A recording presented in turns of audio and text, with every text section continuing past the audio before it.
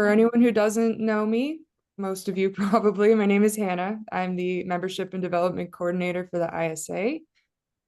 We are super stoked to have you on our judging program course. It's so cool to see so many aspiring judges from around the world. You can check out the chat to see where everyone's from. We've got pretty universal through pretty much every continent, which is pretty cool to see. Submitting some more people. And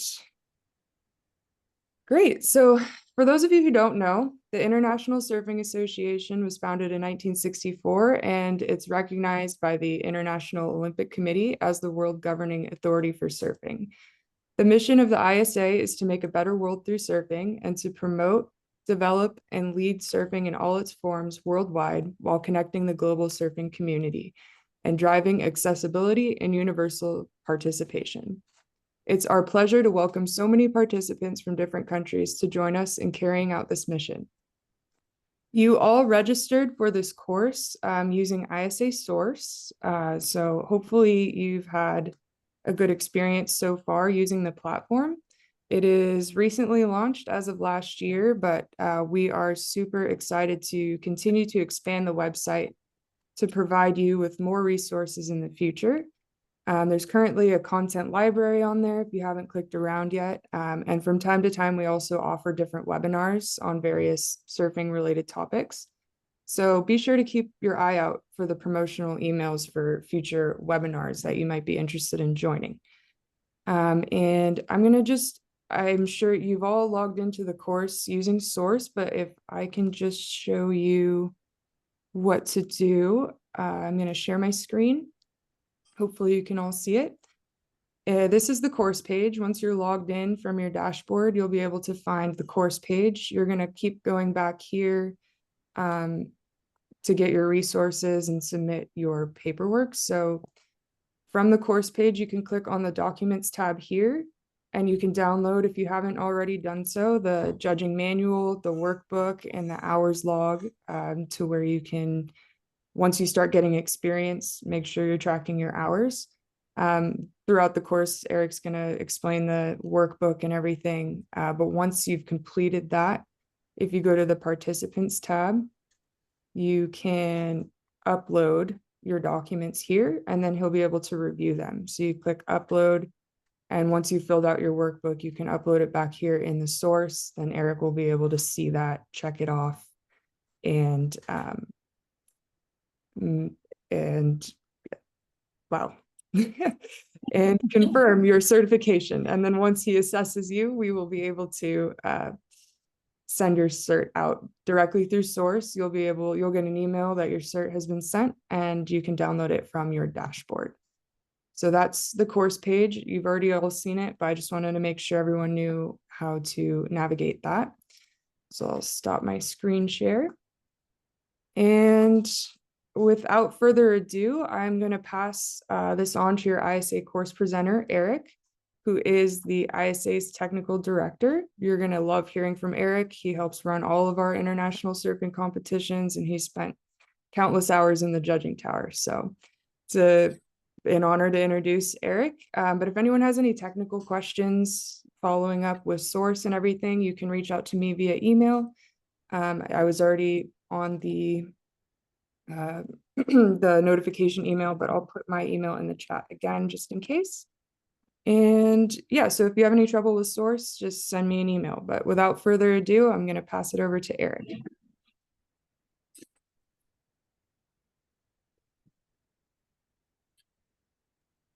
I'm muted, talking to myself. All right. Well, thanks so much, Hannah. Super happy to see, all these smiling, interested faces. Seeing everybody so interested in surfing and judging and getting the resources that ISA offers. I'm, really happy to work alongside Hannah and Alex Reynolds. They've really, stepped forward in helping with all the courses, whether it's the judging courses or the coaching courses or water safety. There's so many different levels these days that ISA is reaching out to, and Alex and Hannah have really been doing a good job to get that out there. I've been running this course for quite a few years. We've kind of had some revisions on it. The foundation of the course that I'll be teaching today is kind of the same, but as far as I understand, everybody's already done the e-learning course, which kind of, it's the online course. That's a whole new part of the program, and it's kind of nice because normally this course would be a lot longer. It would be like 3 6-hour days or 2 8-hour days. But now everybody's kind of got that basic entry level information. So I don't have to start off defining what, makes a good off the lip or what a cutback is. But if we're all that much into surfing, then, I'm sure we're well past that point.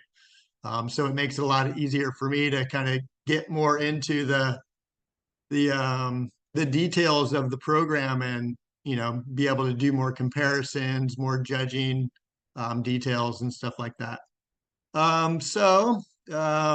Like I said, my name's Erik Krammer. I live in Oceanside, California. It looks like we've got a pretty wide range of people out there, but I know there's some out there from California. So today we look pretty good. Tomorrow it looks like we might have a interesting hurricane coming right over us. So told Hannah we're gonna see how it goes day by day, but hopefully we roll right into tomorrow and keep this course going. So like I said, and Hannah said, I've been in the judging tower a lot. It's nice to see the ISA judging program running like it is and give almost like a business like credential to judges, that you get the information and then you can do shadow judging, you can start working entry level contests and kind of work your way up from there. But surf contests have been around for a while, and you talk to people who have been in the business for a while and everybody gets started in such a different way. My background, comes from a little bit different path, I guess. And stories that go around that kind of make all the details of the course. So, basically I used to be a competitor. I grew up in Southern California. My parents were super into surfing. My mom was a really big competitor, and she's still super into surfing these days. She actually runs the Scholastic Surf Series, and she's still the competition director of the WSA. So obviously surfing kind of runs deep in the family. Parents were both super into surfing. I started doing contests, started doing lots of amateur ones, then eventually started doing professional ones.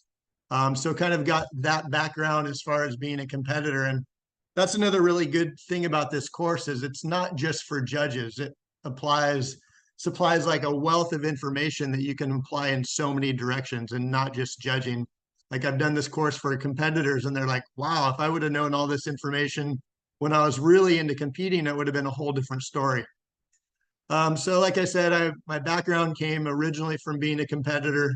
And then I, was doing the amateur events, the professional events. I always did really good in school because my parents always told me if you get good grades, you can surf as much as you want. So all I wanted to do was surf. So of course I got really good grades, got into a good college, went to UC Santa Barbara, which, if you know that campus, there's 2 point breaks on campus, Rincon and a few other really good secret spots right around the area. So still going to college, but everything's still focused on surfing. Around that time, I was also on the USA surf team. And this is kind of, my story of how I got into judging. And, people always say everything happens for a reason. Well, I was competing on the USA surf team, but after a few trials, I ended up being like the number 5 surfer on the team. And if you watch like the ISA events of the past, they always used to surf the top 4 surfers. So I'm the 5th surfer. They surf the top 4. Sounds like I'm the first alternate. So we went to a place in Venezuela, Isla Margarita. That's where the contest was. And they had the coach came to me and said, well, nobody got sick, nobody got hurt. So there's no place for you on the team. But we didn't send a US judge to this contest. And back in the old days, all the ISA events used to have every country would supply a judge.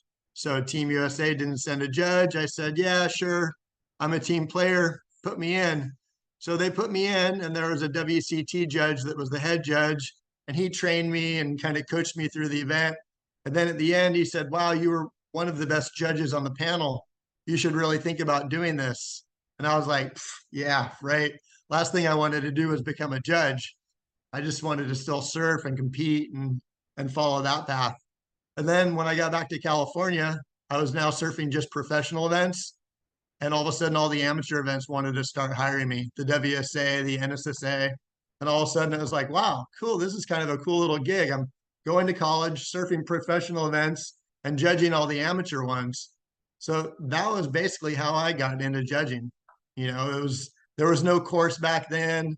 There was, the entry spot is usually different for everybody. But now that you guys are getting a course like this is probably much better than anything that's ever happened. So basically, to kind of continue the story and bring it from that point to today, I guess. So I started judging all the amateur events. Graduated from college, just kind of got burned out on surfing events because back then all the contests were held in really bad waves, and I wanted to travel and see the world. So graduated from college, started traveling the world, and then all of a sudden the professional events started asking me to judge those as well. So I was kind of taking that step up from the lower level and now branching out, and started doing trips around the world, lots of Australia, Indo, New Zealand, and just found really enjoyed that. And then basically the now they call it the WSL, but it used to be called the ASP. So in 1998, the ASP came along and they asked me if I was interested to judge on the WCT tour.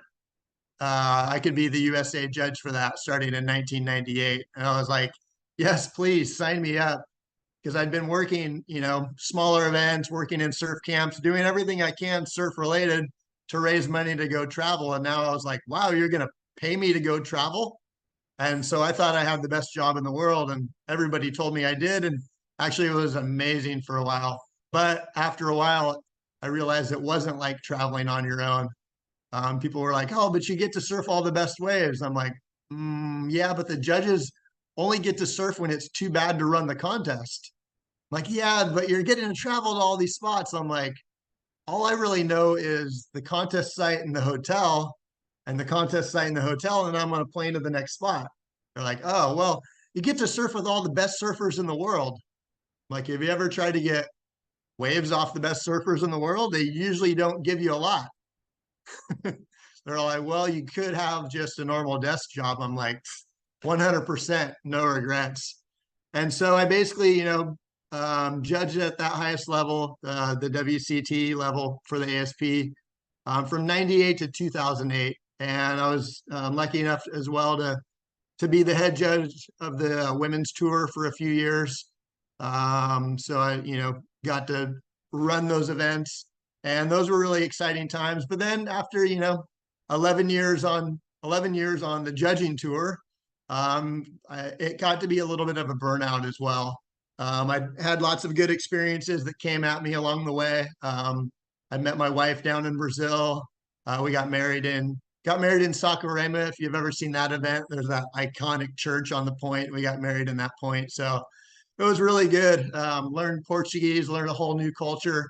The Brazilian culture really embraced me. They started having me judge all their national events and all the ASP events and everything like that. But then, like I said, after a while, trying to start a family, it's a tough job living out of a suitcase and being like, all right, I'll see you in like 2 or 3 months. So eventually, I wanted to take a different path. And so I kind of stepped away from the judging part in 2008. And then I moved from Brazil back to California, back to Oceanside. And I got really actually into coaching. And so I kind of took all that like competitor background, that upper level judging background, and I started doing coaching for like the younger kids, the kids that were in that like 10, 11, 12, the 10 to 16 age group. For me, it was a really good age group. They actually listened, and they believed in my credibility. And so people are like, oh, you don't work with pros. I'm like, no, they think they know everything. So that's kind of where I started doing that. And then in 2013, I guess the ISA, they knew my background and they saw that I was kind of, I guess you could say, floating around as a free agent.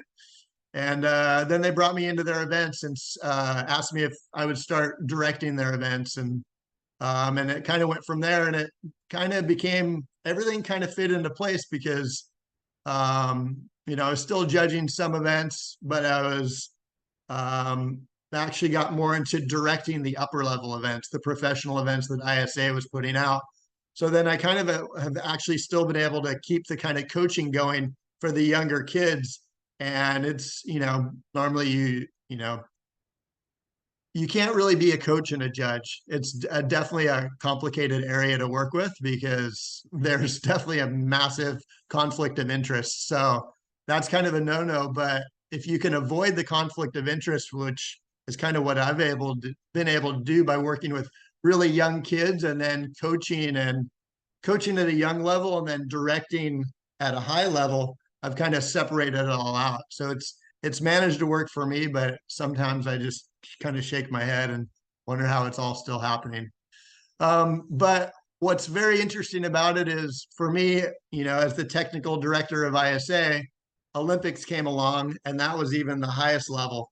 And, it was kind of funny because I was running the ISA judging courses back in the very beginning, and I don't have it anymore in the course, but I had like this pyramid and it said like the biggest level of athletes in the world is on that very bottom level, like that entry level of like school kids and surf schools. There's more people around that than when you get to that middle level, or when you get to that professional level, it's the top of the pyramid. It's a really small bit. And in the very beginning, we had Olympic rings at the top of this pyramid, which, only the best would get there. But when I first started running the course, somebody said, no, you have to take the rings off. The rings are so like sacred, and surfing isn't in the Olympics. But this was like 20 years ago when I was running this course, and all of a sudden, put the rings back on. So when surfing became an Olympic sport, I was already well into ISA. So I kind of fell into that driver's position to direct the first Olympics in Tokyo. So super proud, to do that one. It was an amazing event, being that it was the first one. But then when we had COVID hit on top of it, it also became the most complicated one that you can imagine. Yeah, we got another year to plan for it, but we also got another year to plan for something nobody had any idea was going to happen. So, basically when I talk about my job as technical director, I'm running all the events. I'm organizing the judges. I'm making sure they've got everything they need, that they're functioning well. I'm organizing the replay. I'm sorting out the rules, doing all this stuff. So it makes me pretty knowledgeable about presenting a judging course, I guess. So that's why they got me here today. So like I said, I've been running this course for, I don't know, I lost track, about 20 years now or so. And like I said, it's evolved over the years, and pretty much every course I run is completely different. There's no two that come out the same, and I like to keep it a little bit flexible. And even though I have a little bit of a script that I follow to kind of keep myself in track, there's no two that come out the same. And um, and it just keeps it interesting that way, I guess, for me and everybody else. But I've got, it's kind of a different mix. So we have a lot of video that we got to watch. That's like a professionally done video from the ISA. Some of the footage is like really new. Some of it's a bit older. Then I was like watching it yesterday, kind of getting my material prepared, and I was like, whoa, like now this seemed like new footage, and now we're looking at like Kelly Slater, Mick Fanning, Joel Parkinson, like these are all the surfers. I'm like, these guys are all retired now. We need to get more like new footage in. So it's, it continues to evolve, and like surfing, it evolves really quickly. Priority, we're going to talk about that towards the end. Priority rules, those things evolve like every year. Different scenarios come out, and we just keep adding more to it. So like I said, the courses, it's this, really good video, which is pretty good, but continually needs to be updated. I've also got other clips that the ISA is kind of sidetracked that they've used on some of their Instagram posts and stuff. Sometimes like, who likes this wave? And then they show another wave, who likes this wave? So some of those are in my files. I've also just got some random raw clips that were recorded off my iPhone. And I'm like, oh, this isn't very well edited, but this is amazing footage to just throw out there at a judging course. So I've got some of that, and then I've got, some interesting, crazy stories along the year. So it just all kind of get mixed together, and some of it comes out at certain times, and some of it doesn't come out at all. So thanks for everybody for joining me on this path. The other thing, even though I'm the technical director, I'm not 100% technically savvy in some certain things. So if my video audio goes off or my video goes off, just start shaking your hands or give me a signal or something. Let me open up actually this chat in case anybody needs to say anything. So let me go ahead and share my screen on the first thing I'm going to say. So one of the things I did notice, and you guys have probably seen this, there's now 5. Everybody can see that, right? My shapes. Cool. Yes. I see a thumbs up. Thanks. Appreciate the support. So now it's interesting because one of the things that it's evolved within the ISA judging certification, because I think you guys all got the judging workbooks, the judging manuals. Last night I looked in the manual because my old script was talking about page 63, and page 63 was like, it only had 3 levels of certification. But one of the things we've changed this year is just how you get that level of certification, because it used to be like the highest level you could go would be level 3. And if you did 100 hours, it was like people that had only been judging for a couple months are like, well, I'm the highest, you can possibly go. So we created different levels. Everybody's done the e-learning course to be in the course today. And that gives you, like I said, basic information. I think it's really good, a really great starting point to see if you want to go a little bit farther.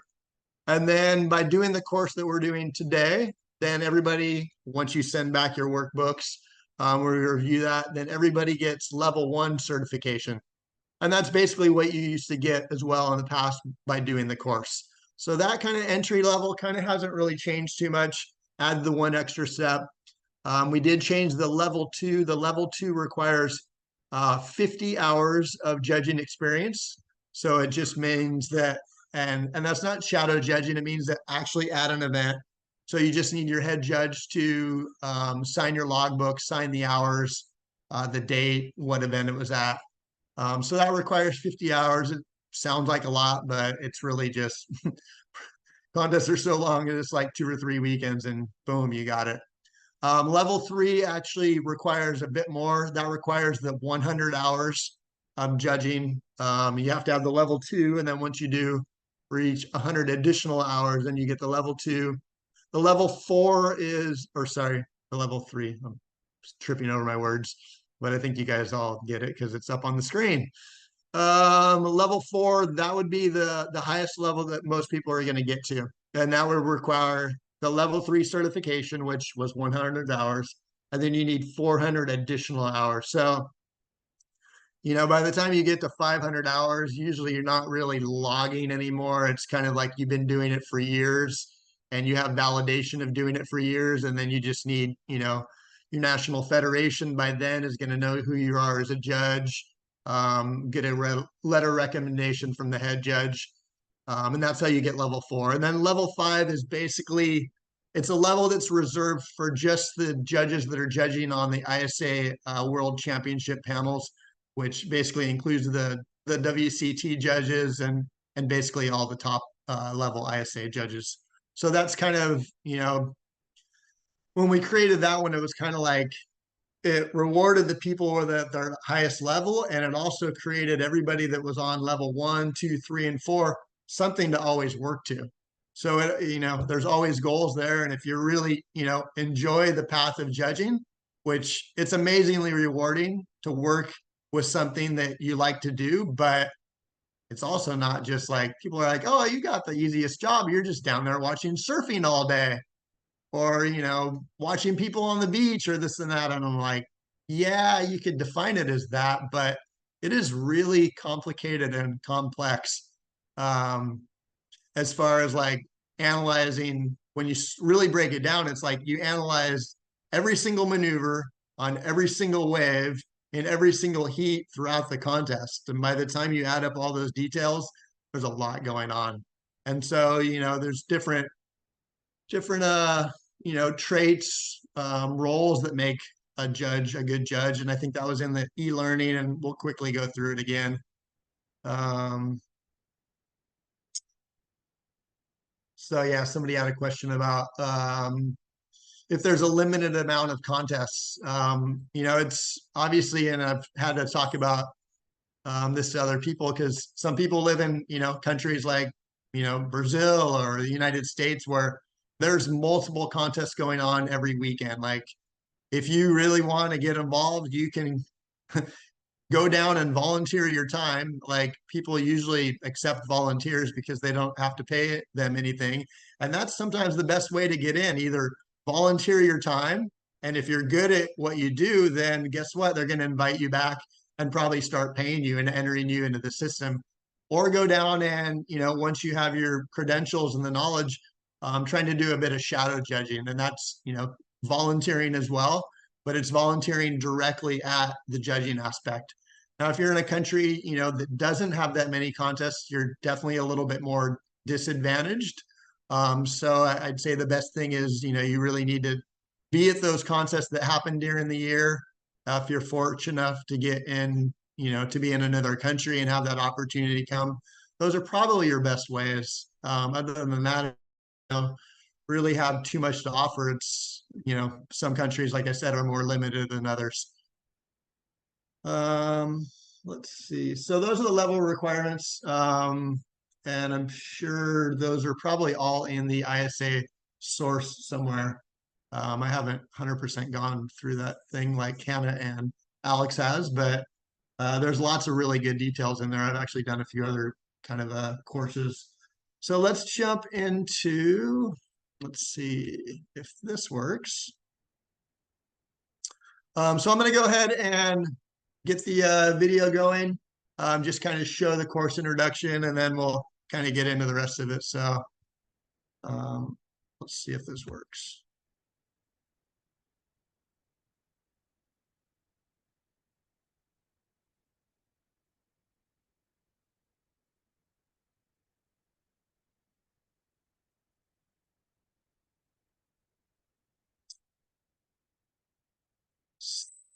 Hold on a second.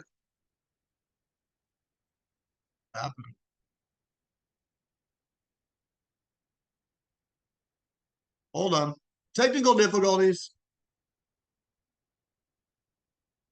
Oh, that was weird. Huh. So everybody can see it, but not hear it. Yeah, that's right. All right. Thank you. I think there's probably a setting that, yep, share sound. That would be it. Optimized for video clip. See, I've had this problem in the past. Let's try that again.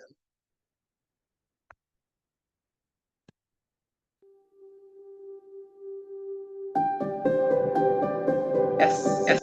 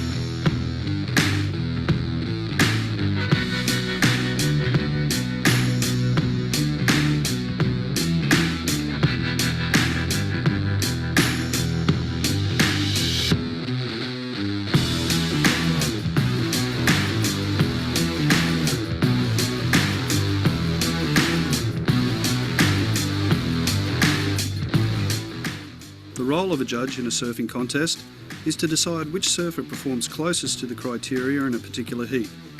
It is therefore essential that the judges have the experience and the knowledge to give them the confidence to obtain the correct results.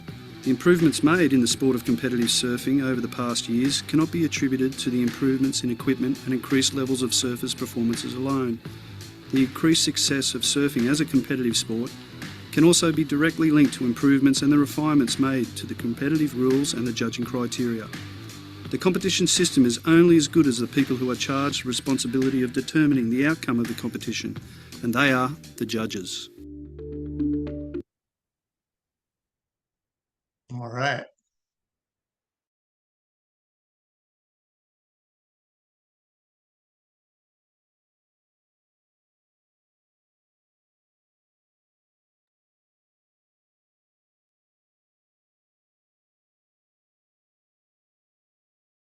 We cannot hear you.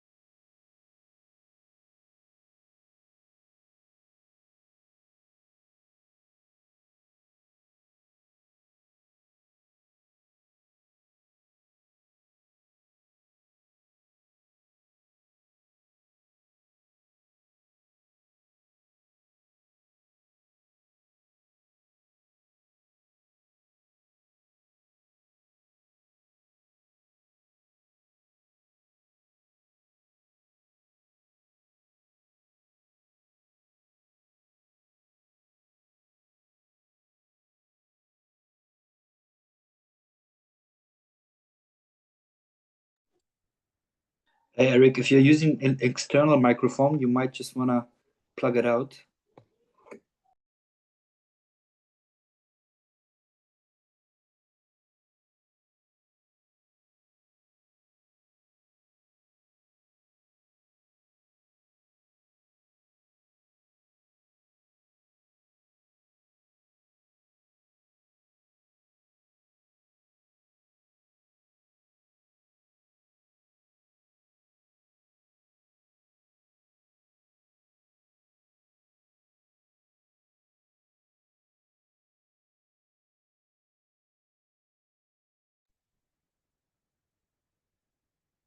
Hey everyone. As you can see, can you all hear me? Okay. Yeah, as you can see, Eric's audio stopped again. He's gonna rejoin in just a few, but just hang tight for the time being. You can take a water break, stretch if you want. Just give us about 5 minutes. Thank you.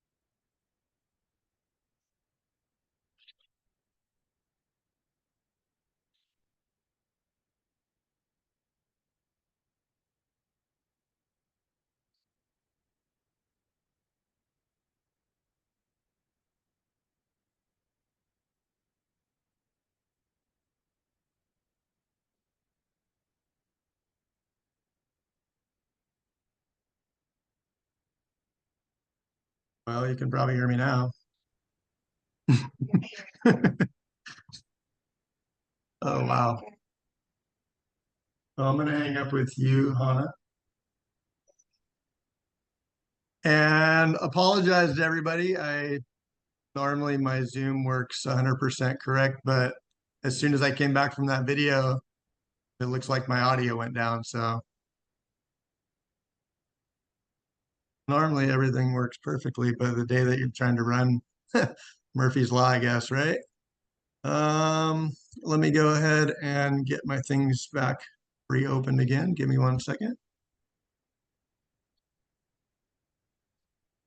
Hopefully we don't have this problem again.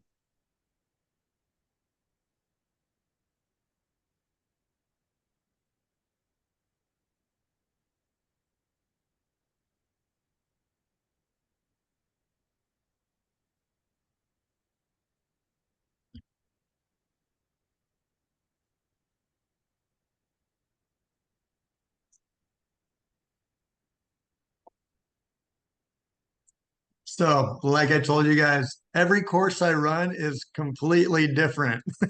This wasn't the different that I was hoping for. But yeah, every now and then there is technical difficulties, but hopefully my microphone continues to work. Very strange.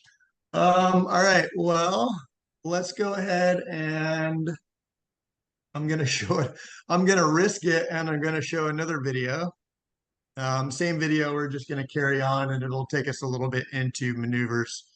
Actually, I need to pull that back up. Give me 1 second.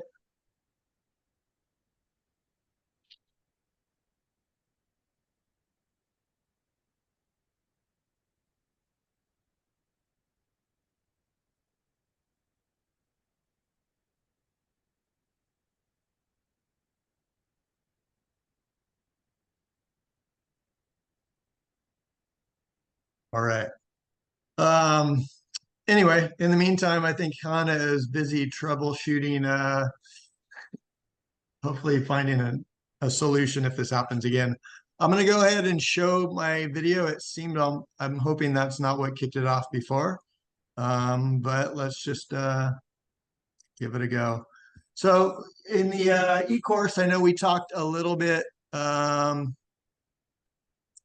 well, I wasn't there, but I know that you went over maneuvers and talked about it. So we're not going to go super detailed into it, but we will talk basically what the major maneuvers are, what the minor maneuvers are, kind of go through the course manual a little bit. But I'll start it off with just the video and see how it goes. These are the most outstanding or eye-catching manoeuvres that most influence the judge's score.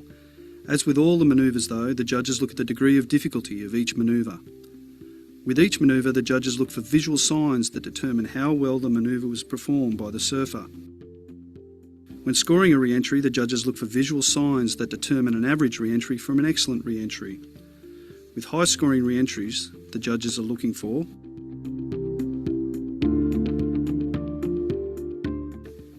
So usually, I said pause for discussion. Sometimes I do that, sometimes I don't.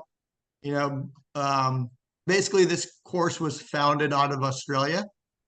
So, they call it re-entry, we call it off the lip. There's different terms, tomato, kind of like that kind of thing. Basically when I'm talking about re-entry, I always talk about a big bottom turn. I always try to talk about drawing that line really vertically up the wave and really trying to follow that wave back down. But he's going to talk about it a little more as well. bottom turns, how many fins can be seen off the bottom and off the top, the volume of speed and spray throughout the manoeuvre. The volume of spray is a direct result of how much speed and power is generated by the surfer throughout the manoeuvre.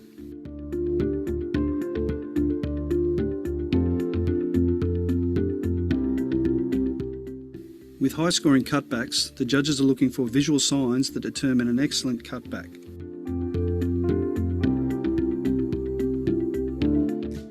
How much of the surfer's rail is buried in the water throughout the manoeuvre? Are the fins visible? The volume of spray and speed throughout the manoeuvre? And how high and how radical is the rebound off the whitewater?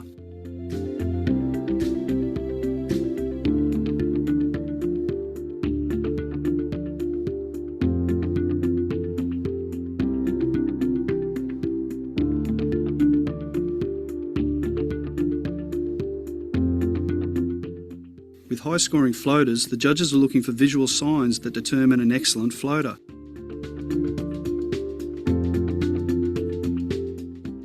Where on the wave is the floater being performed? How long was the floater, and did the surfer travel along the lip of the wave? Did the surfer freefall out of the lip and land with speed and control?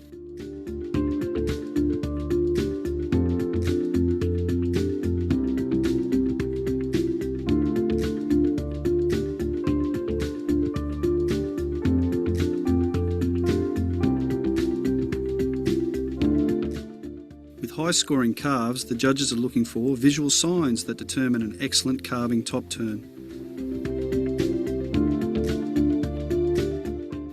The bottom turns. How close is the carve being performed to the critical section? And the volume of spray and speed throughout the manoeuvre.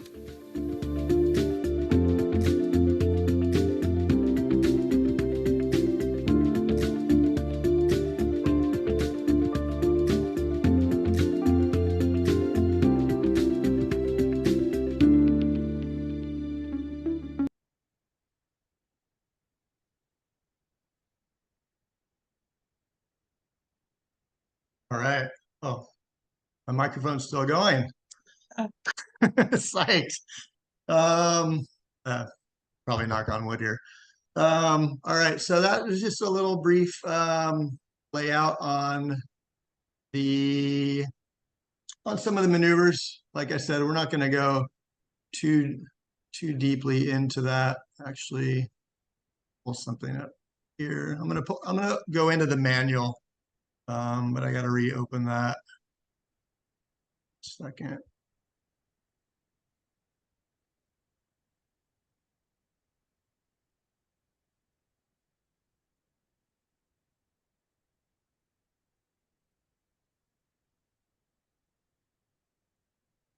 All right. So everybody should have gotten the manual along, lots of material. There's a workbook.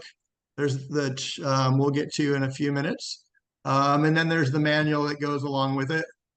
Nice slash by Kelly Slater on the cover. Lots of details here. The different modules that you guys are covered. I'm going to just go a little bit farther ahead because we're kind of already into maneuvers. Like I said, I'm always kind of jumping around based on how I like to go with the course. And we'll kind of get back to this other stuff. So why is that so blurry? There we go. So like I said, you guys have kind of covered in the e-learning, the maneuvers. All I'll really say is, you have your minor maneuvers, which are your takeoff, your exit from the wave. The bottom turn would become like a transition maneuver or a minor maneuver. But when we get to these major maneuvers that we're going to talk about in a minute, I can't underestimate the importance of the bottom turn. Especially, kids these days, they love to go down the line and just go for airs. And I'm always saying, like, you need to learn the foundation of proper surfing before you really go for the bigger progressive stuff. And everything starts with a good bottom turn. Like I said, I do coaching with a lot of younger kids, and the bottom turn is something I reinforce so much because it gives you that drive and that direction off the bottom of the wave. And from there, you can do any maneuver you want. And what happens when you have the good bottom turn is you're coming off the bottom, so you begin to use the whole wave. So you can be more vertical on your off the lips. You can use the entire wave through your cutbacks and your carves. And it really gives you, like I said, that the angle off the bottom to be able to use the whole wave and do the maneuver with a much higher degree of difficulty and quality. The only two major maneuvers that I'd say that don't require the bottom turn would be kind of the tube or the barrel ride and the floater. Those are about the only ones, but everything else as a judge, you're not going to score a bottom turn unless, of course, nobody in the heat's doing anything and bottom turn is the best thing going on. But usually you watch the opening of the bottom turn to define the quality of the maneuver. So then, you've got your major maneuvers here. Tubes or barrel rides. I mean, who doesn't like to get barreled, right? Everybody loves to see a good tube or get a good tube. But, at the same time, it's really about actually getting in the tube.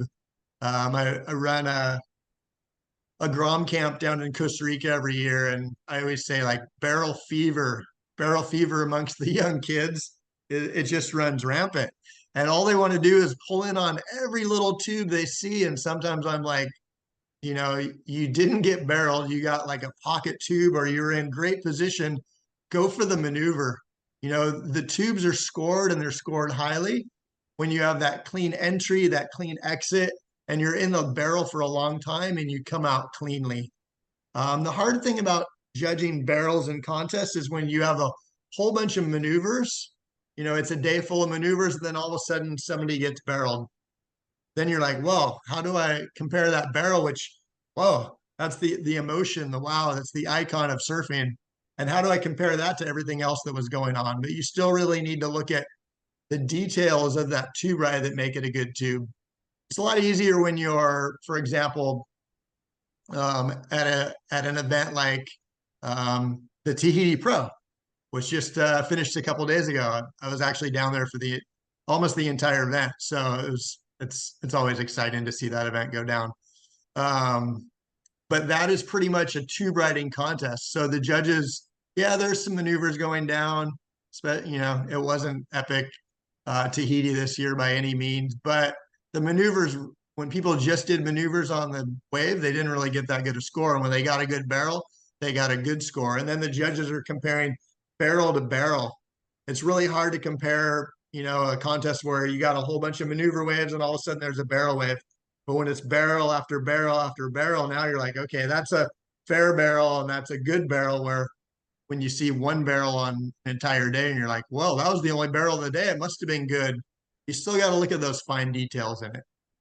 Let's go back to manual there.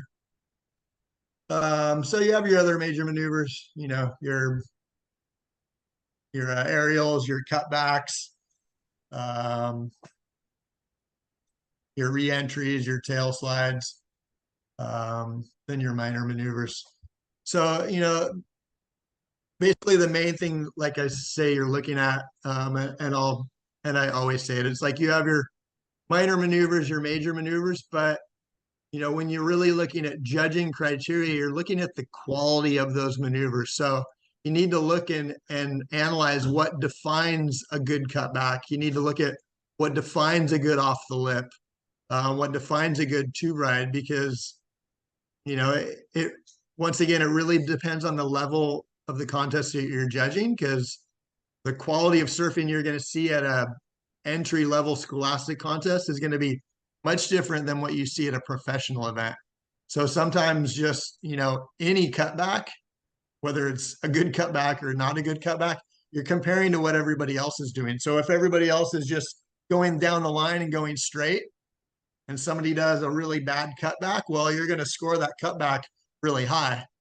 But if everybody's doing really good proper surfing, then you're comparing that good proper surfing to good surfing. So it really comes down to the quality of it, but within the judging aspect, the comparison of it. And that's, what's really judging is about. It's all about comparisons. I always say, like, with judging, you have 100 numbers, 0.1 to 10. So when you break that down into the 10 scales, people are like, oh, I don't want to go any higher. I'm like, you still got 20 scores to use above 8. Go higher. I always like to use a little bit more scale, because you basically have 100 numbers. And what's judging? I mean, I always say, and especially after working in the Olympics this year and planning for Tahiti the next year, and we're already starting to plan for LA 2028. It's just everything's working at such a highly anticipated, and you plan for everything, so you plan years in advance. One of my takeaways from the Olympics was surfing is the most complicated sport out of all the sports. And people are like, oh, it's just surfing, it's in the ocean. And I'm like, yeah, but we have a field of play, a contest site that is completely moving the whole time. It's out of our control. No two waves are different. You can't control whether you're going to have waves for the contest or it's going to be gigantic for the contest.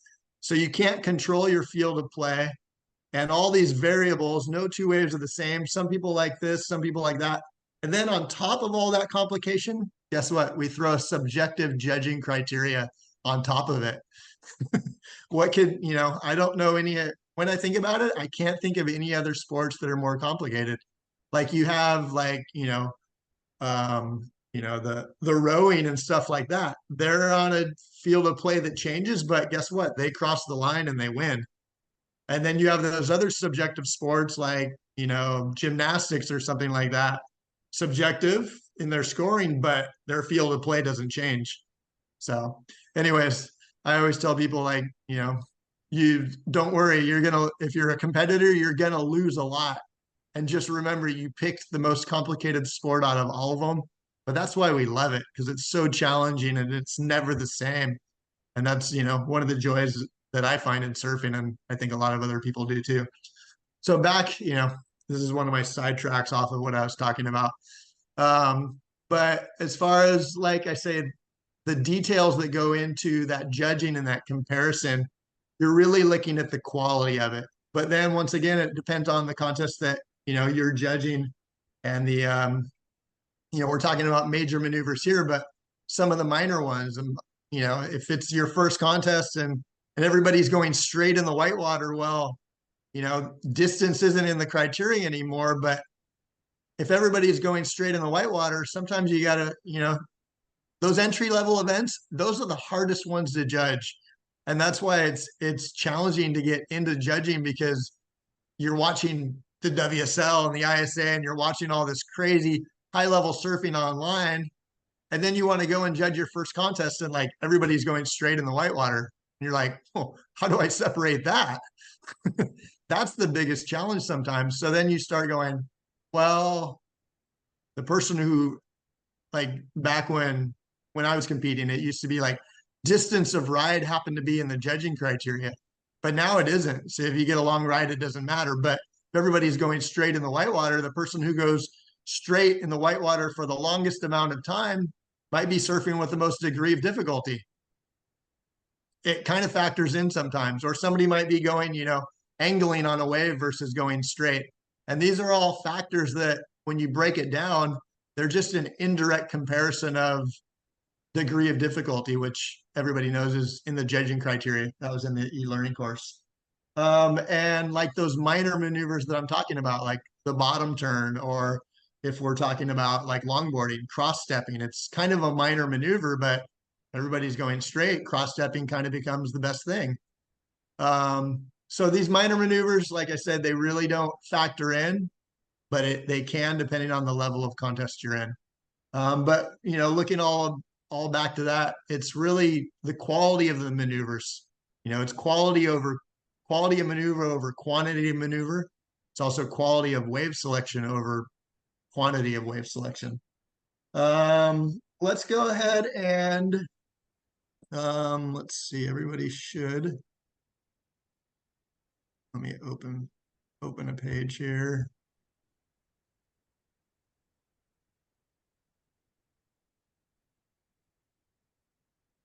Share my screen, workbook. So everybody should have had access to something called the ISA workbook. Hopefully you guys printed it out. It's like 23 pages. If you didn't print it out, then you can either do this on a scratch piece of paper and transfer over when you print it. This is basically the workbook that we will need you guys to send back for you to get your level 1 certification. So it's pretty straightforward. It's got some stuff that we're going to go over. We'll watch a video and then you answer. And then there's also some, kind of like multiple choice, fill in the blank, stuff like that. Excuse me, back towards the end. So this will be the first page of the workbook. You're going to fill in your your details there, your name, your address, everything there, training course attended.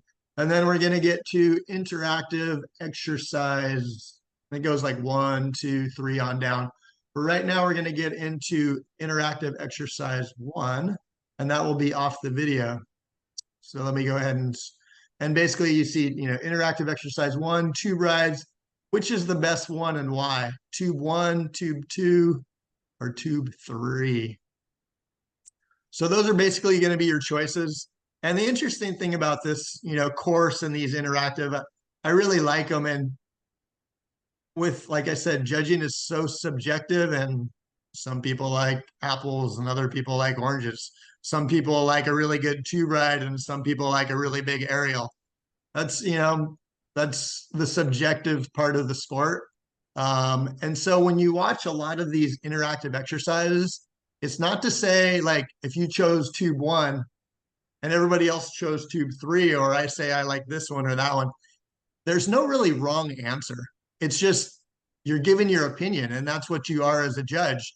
Sometimes, your opinion is, I'll say your opinion is never really wrong if that's what you feel and that's what you saw and that's what you analyze in the knowledge that you have. And as a head judge, I like to try to respect everybody's opinion. And actually in ISA, like the head judge isn't saying, oh, that should be a 5.5 because, you've got an 8 and the average is coming, 5.33. The head judge will be like, I have a difference of opinion on this. Let's watch the replay and you can score it again if you want. And if your opinion is still totally different than everybody else's, I mean, that's the subjective nature of a sport. But if you have the knowledge and you have the tools and you feel strong in your opinion, then you need to stick with it. So basically what I'm getting at is in these beginning exercises, there is no wrong answer. Watch it, analyze on, kind of what you've learned in the e-learning, what I've talked about a little bit already in the course, the quality of the tube rides. And like I said, with the tube rides, it's all about like how you get into the tube, how long you're in the tube, how you come out of the tube. There's also other details like, are you maneuvering within the barrel? In Tahiti, it wasn't so much this time. Like I said, it wasn't epic chopes, but like, did you come out before the spit? Did you come out with the spit, or did the wave spit and then you came out after it? These are all like details that as a judge, when you're watching a high level tube contest, these are the details that, you either know it in the beginning from being a surfer that likes to surf in these conditions, or you start to learn as you see it more and more. So I'm going to go ahead and show this next video and interactive exercise 1. So like I said, if you guys have it, your workbook printed out, then go ahead and do it right in there. And if not, then just do it on a sheet of paper and then you can transfer after you print.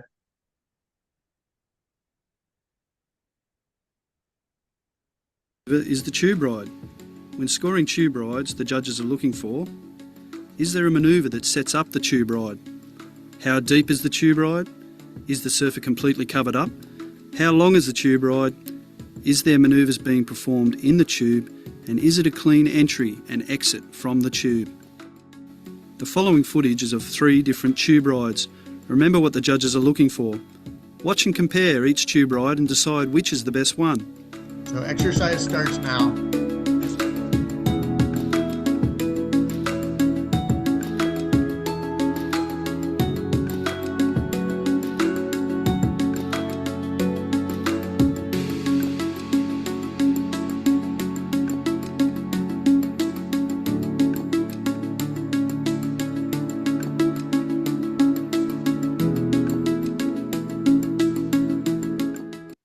So like I said, like they're all 3 amazing tubes, and all completely different venues as well. One's a left, 2 of them are rights.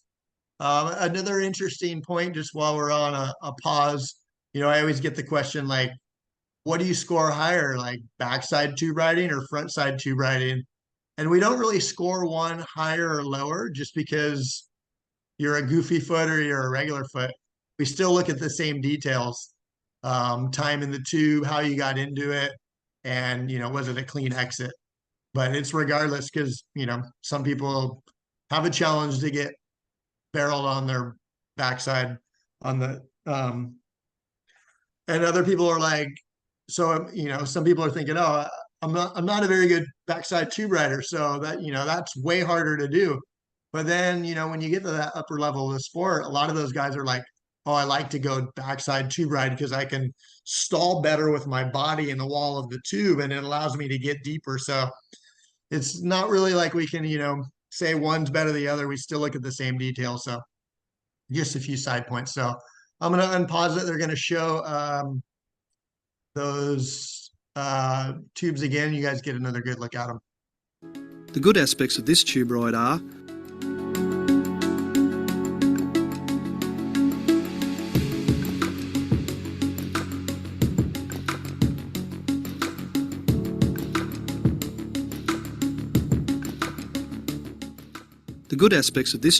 So like that first one, pretty good tube, and exactly like it kind of said there at the bottom, like in there, he was in there for a really long time. And then, like I said, the waves started to spit like once, maybe twice, not a giant spit, but he came out after it. So in there for a long time. Here goes number 2, Mr. Slater. tube ride are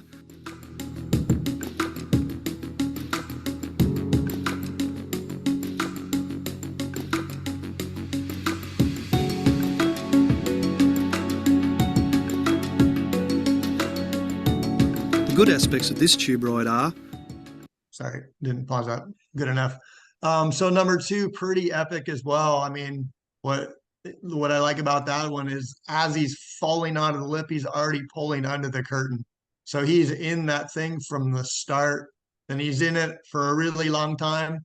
As he comes out, he kind of has that, like, catches the front rail of his board, has a little bit of, tiny loss of control, but the tube is still really good. And here's tube 3.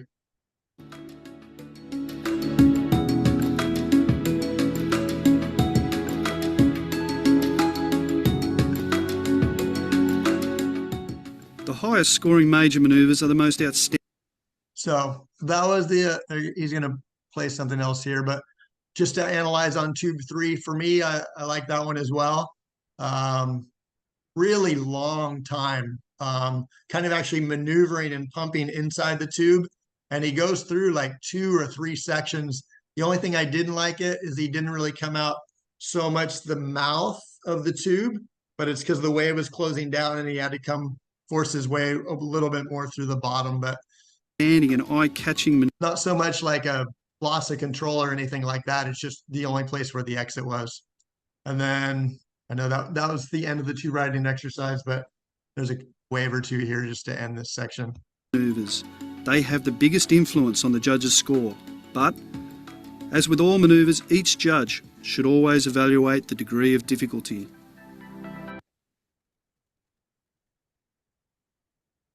All right, well, a couple barrels to think about. Barrels for breakfast. Who liked 1? Yeah, I see a few hands. Who liked 2? All right, and number 3?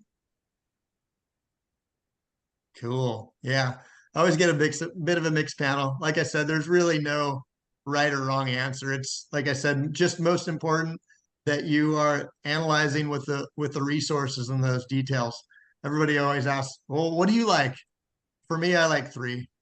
I like them all, but if I had to say which one I liked better, I like 3 just because of the adjustments and the pumping in the tube, and it was so much longer than the other ones. Like 2 or 3 sections came down and he just kept going. But kind of like I said, I didn't so much like the exit as he kind of had to force his way through the bottom. Let's see. Erik, can we ask you? Yeah. Okay, so regarding number 3, you said you didn't like the exit as much as the other ones, but then you also said the wave didn't allow him to do anything else. So how do we score that? Like, it seems to me he did the best he could do with that wave. So is that something we would appreciate and give him a higher score, or would we say, well, it is what it is. The wave wasn't as good, so maybe you should have selected another one. And that's a really great question. You know, and once again, through this course, if you guys have a, a really good question that's on the topic, then and feel free to unmute yourself and I can add more detail into that, because somebody else has probably got the same question or idea in their head. If you got something off topic, then save it till toward the end or whatever.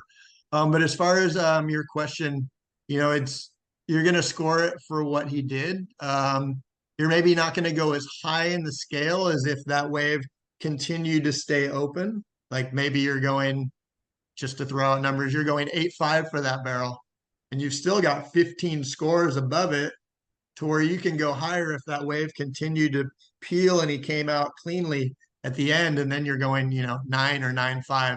You're not going to penalize. It wasn't like the wave crashed down on him and he, people, there's that phrase like coming out through the doggy door, or the wave kind of breaks down and then you somehow pop through the whitewater. That's hard to do, but it's not really rewarded as a clean tube. His wasn't like that. Like you said, it was the best that he could do with the situation.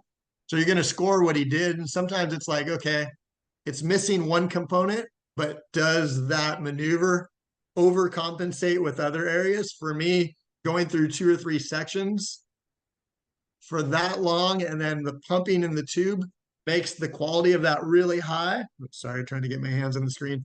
Makes that really high, but then the exit drags it down a little bit. But I still like the other components of it that overcompensate the lack of the exit straight out the end. So that's kind of how you do it. And like I said, if it's just one barrel during the day, you're going to go, oh, well, that's an excellent barrel. That gets an excellent score. How does that fit in? But if you're comparing barrel to barrel to barrel, now you've got more detail and more analysis to go to. Let's go ahead, and I'm going to show the course on aerials, which, pretty much high level surfing today. It's pretty much about tubes and airs, depending on the venue. I think what was the WSL event in Portugal at Super Tubes, pretty much all the scores were coming off barrels and airs. And so those are, the two most, I'd say, kind of like wow factors of surfing these days, the progression that surfers are getting. But the tube rides compare right up there. But then there's also all the combination of just good rail surfing and good off the lips and everything else that goes along with it. But something, before I'll show the video, but just a few things. We're analyzing the aerials here at a super high level. So some of the stuff is current, some of it's a little bit older, but there's so much variation and evolution within progressive surfing. Everything kind of comes from skateboarding originally, and then eventually went to snowboarding and is now transferred over into surfing. So a lot of the names are the same, and you can analyze it definitely in that way.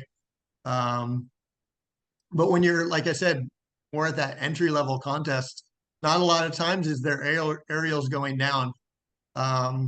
Just before I show the video, a little side note, like, I started judging on the WCT tour in 98. And in 98, not a lot of guys, sorry, somebody's unmuted. Somebody's.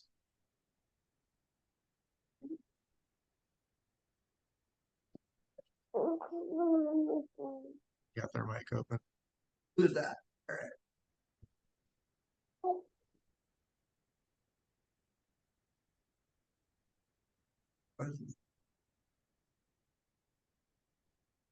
All right, I'll just go with it and see if we so like I was saying, in 98 didn't have like a lot of aerial. Some guys were doing it, but most guys weren't. It was just the 3 to the beach, pretty boring, safe surfing, getting scores. Then you had some guys that were really pushing the airs. Shane Beshin was probably one of the ones that was at the forefront of that. And there was a lot of, discussion between the athletes and the judges that we weren't rewarding it. And so eventually, we'll talk about the evolution of judging criteria a little later on, just quickly. But it eventually got to a spot to where if we wanted surfing to progress, the surfers are going to surf to what the judges reward. So if the judges aren't rewarding aerial surfing, surfers aren't going to do it. Some of them might because they're, want to push the sport. And thank God they did, because they started complaining to the judges, which, I don't encourage it, complaining to the judges. I encourage professional communication. Get a lot farther with that. And we listened and we started changing the criteria. We brought in progressive and innovative surfing into it. But then it was like, how do we compare this? And in the beginning, it was like, somebody did an aerial. Oh, 6 and above. We'd score it really high. And then guess what? Everybody started doing aerials. And it was like, oh, well, now everybody can do that. So maybe that just average aerial isn't worth a 6.5 or a 7 anymore, because everybody just started turning it into an aerial contest. So then it was like, okay, now let's reanalyze what's a good aerial and what's a bad aerial. And so, you watch, the top level of the sport, and pretty much everybody at that level can finish with an air reverse. Now, like, that's what I used to say in the course like 5 years ago. But now it's like everybody can finish that wave with almost a full rotation. It's just the level of the sport is going so quickly, and the level keeps going higher. But guess what? The age keeps getting younger, which is crazy. And that's how quickly the sport's evolving. And it's super exciting to see. And at the forefront of it, like I say, it is aerial surfing. And there's so many different grabs and rotation and diagonals that you can take on the wave, that make it a good aerial. But what I always say to people, especially when you're in those entry level events and somebody does an aerial, don't necessarily focus on, was the hand here or the backhand was there. A lot of guys, I always say, like, focus on the 3 things you can see. Like, when you start off judging your first event, I can guarantee you're not going to have video replay. But when you're judging at a high level event, the CTs or the ISA events, there's a really good replay system. So the judges can watch it once, twice, 3 times. They can see whether it was, a mute air or it was a stale fish or a corrupt flip. They can see it over and over and start to analyze the degree of difficulty. But one thing you see every time, whether you know what type of air it was, you see height above the lip, you see whether it was on a critical section, and you see how clean the completion was. Those are, for me, the 3 most important components of a good air. And then once you have all that together, then you're analyzing all the grabs and rotation and things like that. So I always say height, critical section, and completion. You see that every time. So I'm going to... Hey, Erik. Yeah. Yeah, Axel here from Los Hey, what's Cabos, up, Mexico. Axel? How's it going? All good? Good. Stoked you joined the course. Yeah. Axel's one of our commentators at the ISA event. So I like to see that he's taking more knowledge into his announcing. He's sometimes on the webcast, sometimes a beach announcer. But the more knowledge he has of what the judges are judging on, the more ability he's going to have to present better scores and a better presence for the athletes. But sorry, what's your question? Yeah, absolutely. Thank you, Erik. No, if you could just comment examples when, for example, floaters have become major maneuvers, like what happened with Tierra van der Hulst in the last World Surfing Games. We had to put like the event on hold to review the replay, and also with the floater of Medina a few years back in Sunset, that also became a major maneuver. So just maybe comment on, of course, the type of wave where it's performed, and then how that other maneuvers that are usually not major maneuvers might become major maneuvers. Yeah, I mean, that's a really good question. Thanks, Axel. The floaters, usually floaters it's still, I consider it a major maneuver, but it really depends on how you're using it. It can be used as a major maneuver. It could also be a transition maneuver. Once again, if you're judging on an entry level contest, a good floater might be the best thing anybody does. But if you're judging on a professional event, usually the floaters really don't get too good of a score, especially if it's like a closeout floater. Usually I say the closeout floaters, like there's no bottom turn, you're not vertical into the lip, and usually a floater avoids the critical section. But sometimes a floater can get a massive score, and it really depends on the critical section. Sometimes just to do a really good down carve in a wave is, gets a good score. It's a major maneuver. But sometimes if you jump up on the lip and you're floating on the really critical section and you have a gigantic airdrop down, and those can be major maneuvers. I was debating whether I was going to show the wave from El Salvador, where the replay kind of missed a good angle that the drone, which is official ISA footage, saw up the beach. I can pull that up. I'm definitely not ready to show that today. But it created a whole new scenario for myself to make a split-second decision, and the judges as well. And we've kind of had to readapt some things in our rule book to kind of cover ourselves through this area. But the situation was where there was a girl, and she's from the Netherlands, but I don't think she lives in the Netherlands. She's a really good surfer. I think she's like 16 years old, and it was a solid 6 to 8 foot day.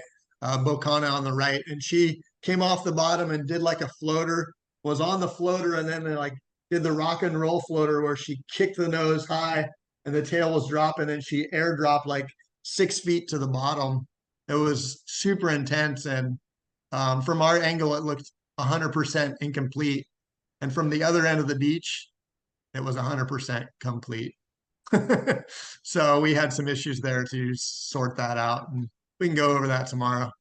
But with floaters and other maneuvers, you know, like I say, there's those details and which make things, you know, within the judging criteria when you're talking degree of difficulty. Once again, the main thing is quality. So you could have an aerial, which an aerial is technically usually a more complicated maneuver to do than a cutback. I think everybody would agree, right? Cutback's pretty easy, aerial's pretty hard. But you could have, if you're comparing a good aerial to a good cutback, what scores better? Good aerial. It's pretty obvious. But what if you're comparing a really good cutback to a really bad aerial? Cutback. So you can't always go with what maneuver they're doing. It's really about the quality that it's being done with. And I'll definitely, you know, force that again a little bit more as we kind of fly through criteria. But those are some of the, you know, the maneuvers that you, once again, really need to pay attention to the details.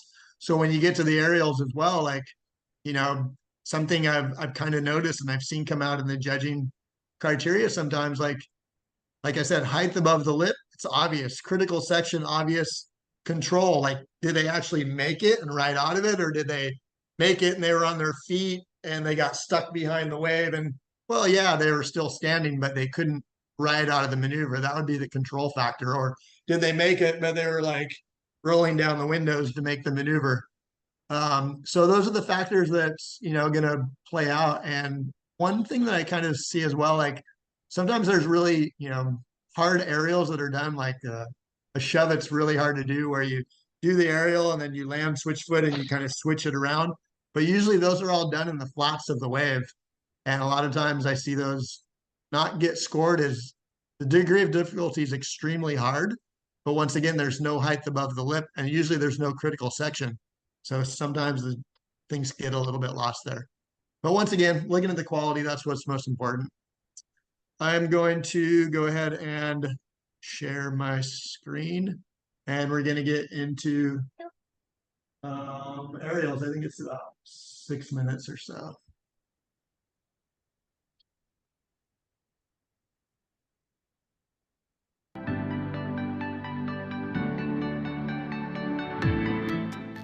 When scoring aerials, the judges are looking for: where on the wave was the aerial performed? How high was the aerial?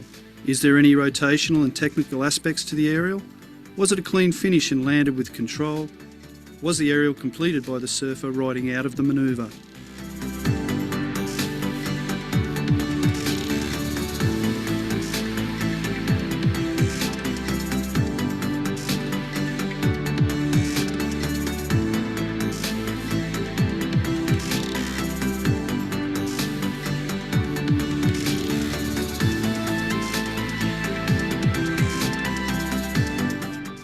The following footage shows good examples of a variety of different aerials.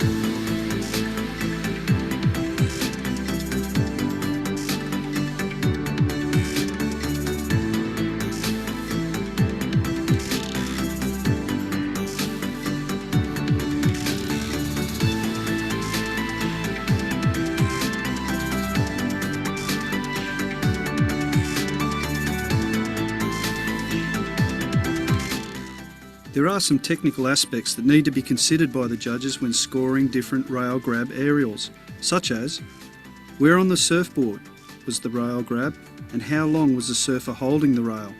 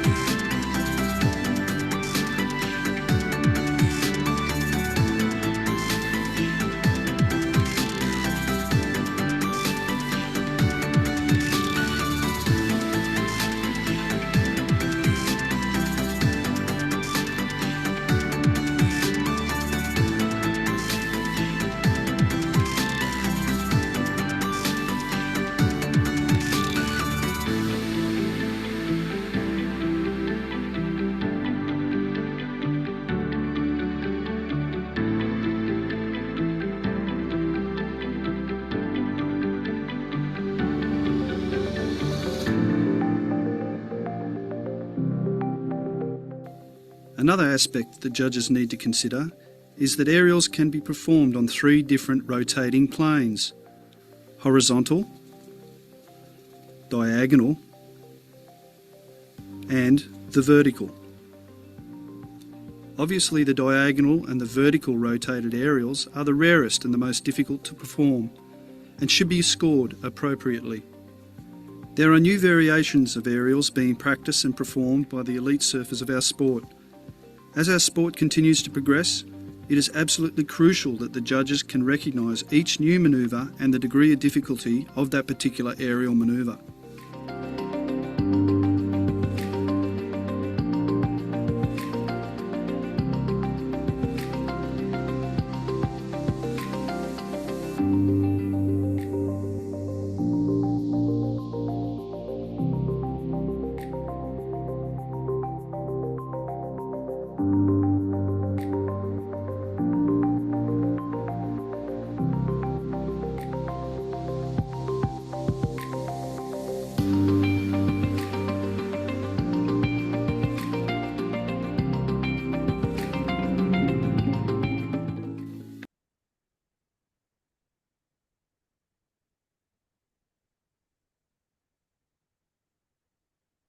Slow down.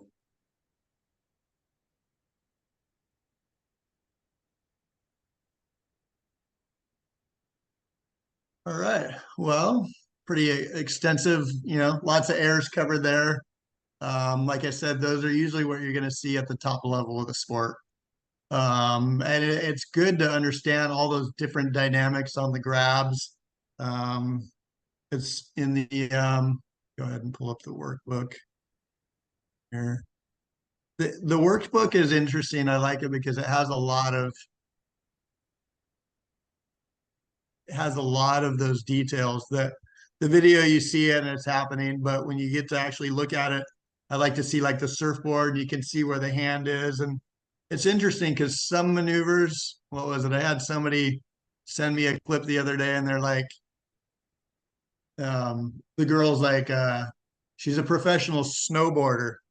So she really knows her airs, but she's been getting into surfing and she was like, oh, I was at this event in the Maldives and they were calling this air an indie grab, and she knew that it wasn't an indie grab because the person was going front side, and an indie grab can only be done when you're going backside. And so it's interesting because if you're, going front side and you do an indie grab, it's called a front side air. But if you're going backside, it's a completely different aerial. So it's interesting to look at the different aspects of each one. It's here in the book, it's talking those three things: how high was the aerial, where on the wave was the aerial performed, did the surfer land cleanly with control. So there's a few more details in there, but it's basically what I was talking about. Oh, here's a part I never saw. Aerials performed on the face, chop hops, or off the foam sections do not have a high value and are seen as the easiest aerials to perform. So where does every Grom start with when they want to start doing aerials? They start trying to do chop hops. So it usually makes the judges, kind of sick to their stomach because you're usually watching really good face and people are trying to, do chop hops in the whitewater. So once again, if it's a high level contest, that's worth absolutely nothing. That kind of entry level maneuver, the chop hop. But if nobody's doing anything or you're having to compare, entry level aerials to entry level cutbacks, like I said, the aerial is going to be better when you're comparing the same level of quality. So kind of as I was talking about, you guys can go through it, like I said, on your own, but you get to see, the rail grab aerials. Can see the position of the feet, the direction of the board, and where the arms are going to be. And, I don't expect everybody to understand every one of these, but the person who wants to understand it in more details, obviously going to have a little bit more knowledge when these kind of things go down. But a lot of times, unless you're really good with understanding it, you really don't see the details until you see it on replay or you see a photo of it or something like that. Definitely gets a lot easier when you get to see it again. So you also have your combination airs where you got a couple different airs combined into one. You got rodeo, Gorkin flip. There's corrupt flip. That's a little bit more of a common one. So I'll leave it up to you guys whether you want to go into that in more detail on your own. I've got a couple of videos of some ISA comparisons where we'll put one wave and then we'll put another wave. So nothing to really do in your workbook, but just more material to think about. Let me go ahead and get it open for you. It's something that I had originally opened, but in all my computer resets, it's been shut down.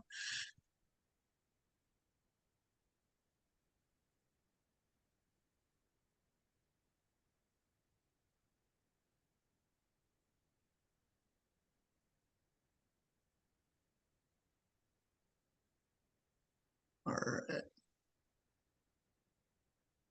So here's one example. This would be at Huntington Beach. It was in the juniors event. I would want to say 2019 if I had to throw a year at it. And basically it's Huntington Beach, south side near the pier. One surfer's going left, one's going right, and they're both good aerials. But you can definitely see a difference, in one versus the other. So see what you guys think. No audio.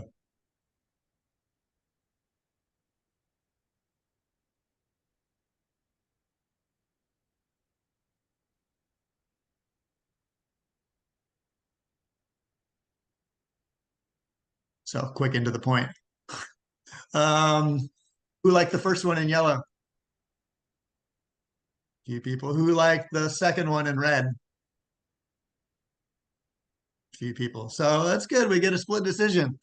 I can't see everybody's screen to add up the totals and see which way the judge's average went. But you know, I think they're both good aerials. You know, they both have the rotation in it. Yellows, for me, I like reds a little bit better. And the reason I like reds is yellows is good. He's, you know, the wave's not quite as critical. He's got the rotation on it. And when he comes down, and then he kind of spins around from there. And when he spins around, his front foot is really far forward, which then he kind of has to shuffle back, which is, it's okay.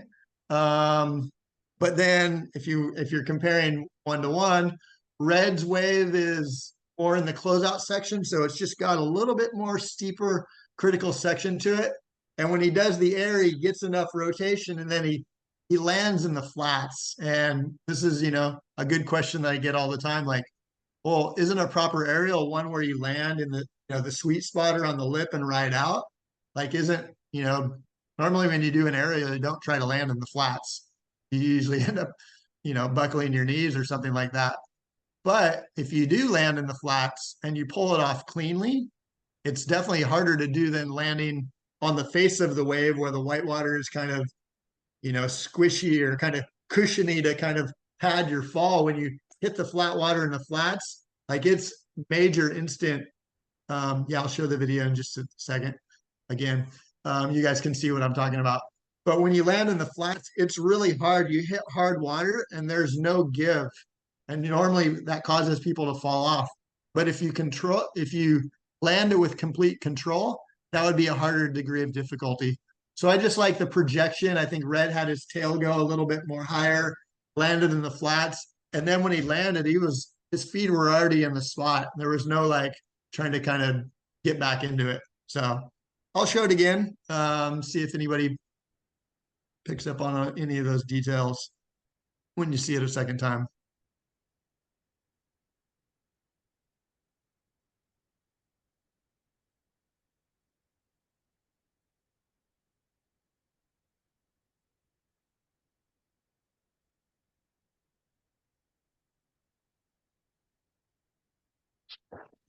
So, you know, both front side air reverses. If you still like the yellow one, totally down. If you like the red one, that's where I'm at. I think they're both pretty good. But once again, those little details are what's going to make the difference in one score being a little higher and one score being a little less. Sometimes you'll see one, and it happens all the time. Like, for example, with I like to have personally, I like to have an odd numbered judging panel where you have 5 judges or 3 judges. So you almost always get a difference of opinion. A lot of times in the past, we would have 4-person judging panels, and the high and the low would get thrown out. So what would happen sometimes, you'd see a wave like that, and the average would come out 6.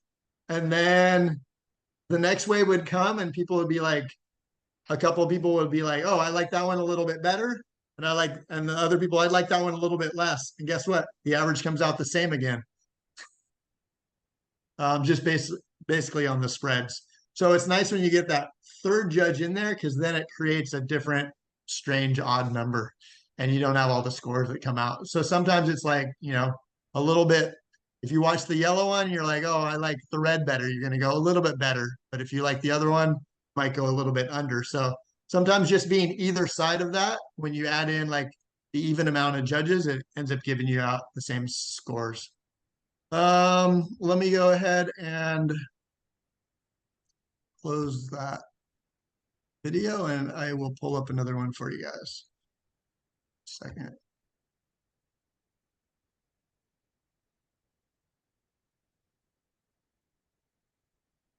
Well, this one's got sound. I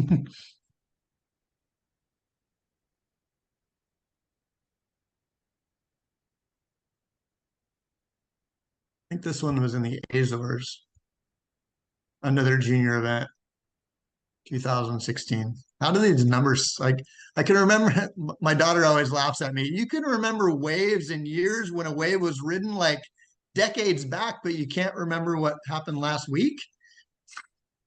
I guess that's a sign of the times. Anyways, here's a couple aerials. Not sure who they are, but I'll give them a go.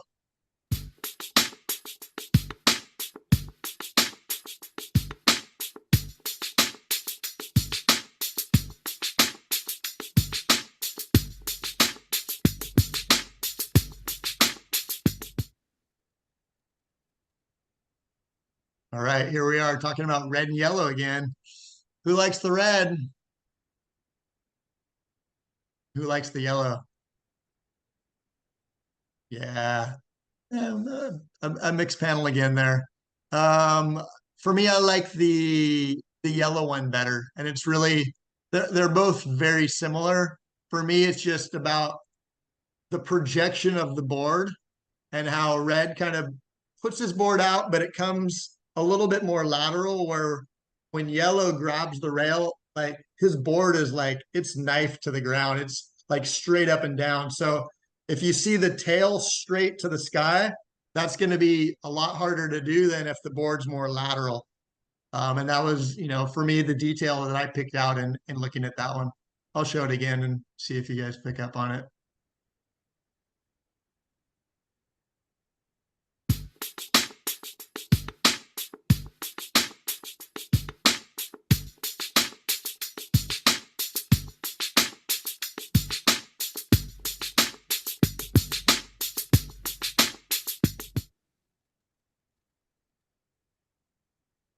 Happens so quick, doesn't it? It's like when you watch it over and over and you know what you're looking for, it starts to become second nature. You don't even thinking about it. But people are like, oh, well, when you watch replays or when you're judging and you watch it in slow-mo? No, we watch it all in like normal live speed. So sometimes slow-mo might help one situation and not help another. Sometimes slow-mo brings out different details. So we really try to watch all of our replays in like the live speed. Let's see, I got one more for you guys. Italo versus Elite. Let me go ahead and close down that other one. You guys might have seen this one. For me, this comes down to about, well, I won't give it away yet.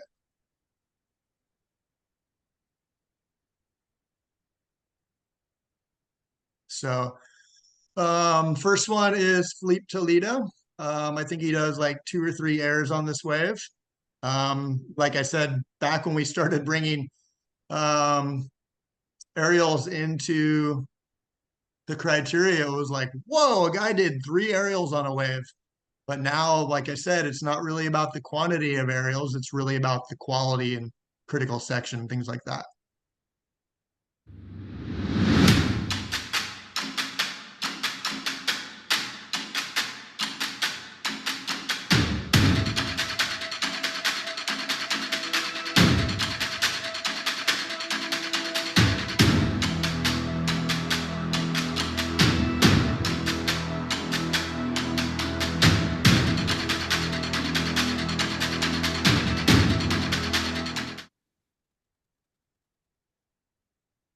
Well, they're both yellow, so I guess everybody would like the yellow one, right? Who likes the first one? All right, see a couple of hands. Who liked the second one? See a few more hands. This one's kind of interesting because, well, I don't really know what Philippe's wave got, but I definitely know what Italo's wave got. Once again, it's really about the quality of the aerial, and even though there's an imperfection of control on the second one, which was Italo.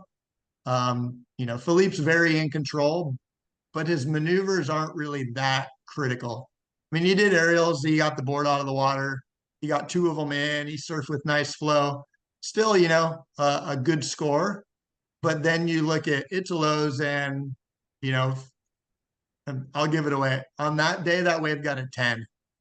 And people are usually like, whoa, 10 points? Like, there was so much wrong with that wave. It wasn't really perfect.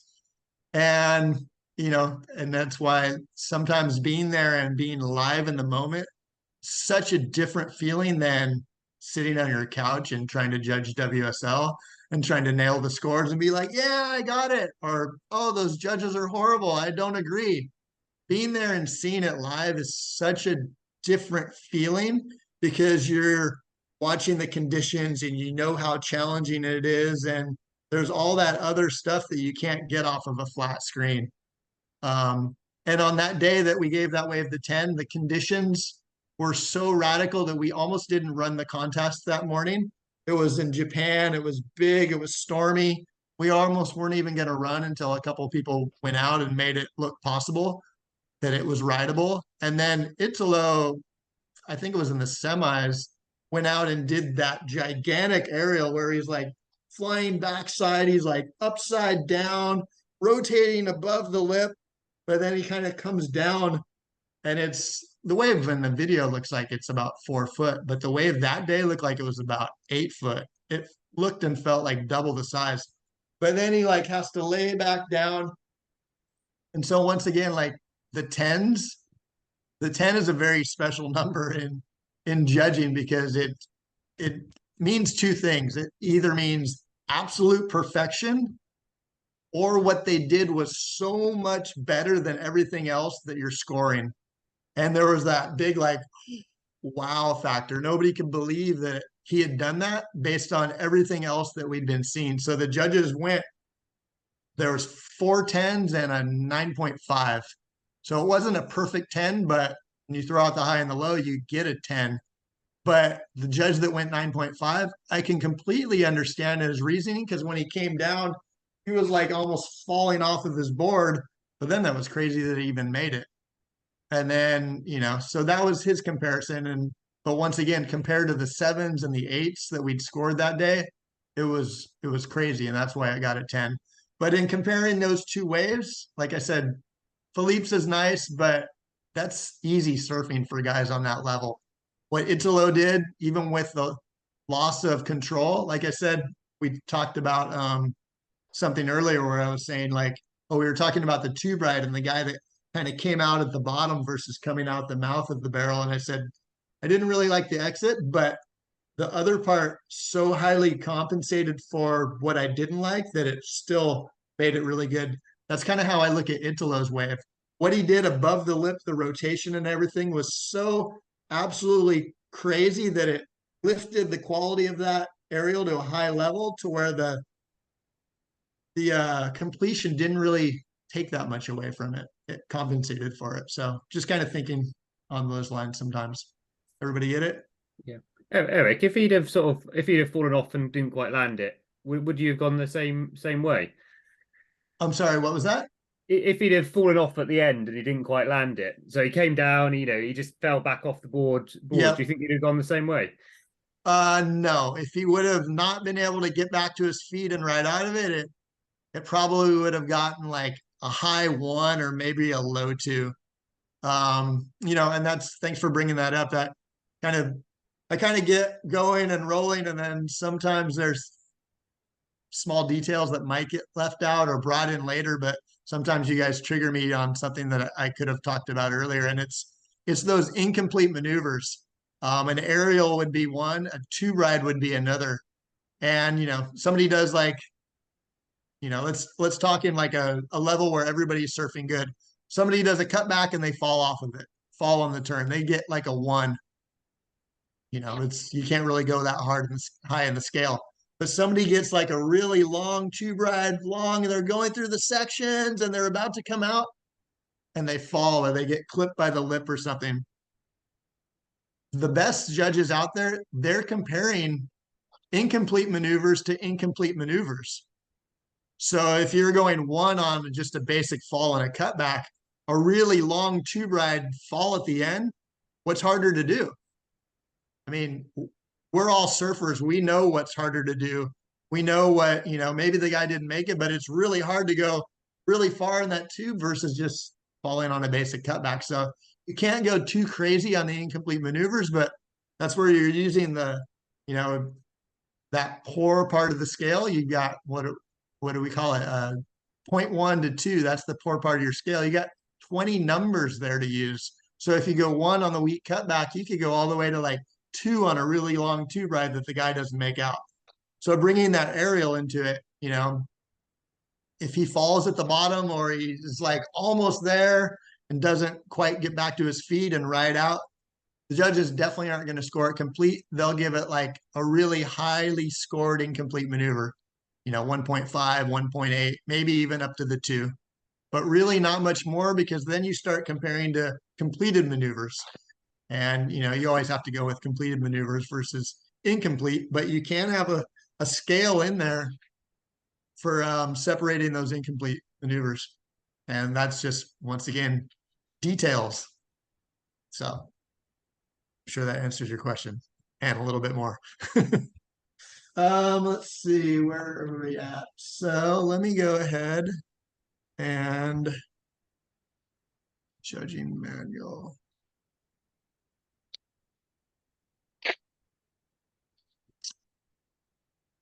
And if I, since I was kind of having,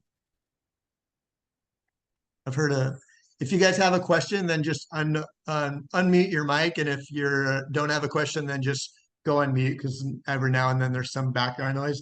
Normally I can turn that person's mic off, but since I'm just a guest on Hana's Zoom meeting, then I can't control other people's mics. So I just ask everybody to, for the perspective of everybody else, if you can just unmute yourself when you're on when you got a question. Let's see here, over to the judging manual, and we'll go through the judging criteria. But everybody I know has had a good look at this through the e-learning. I'll take it auto order here, because I always think it's kind of interesting, but not going into too much detail. But my daughter always says, like, why do I study history? This is in the past.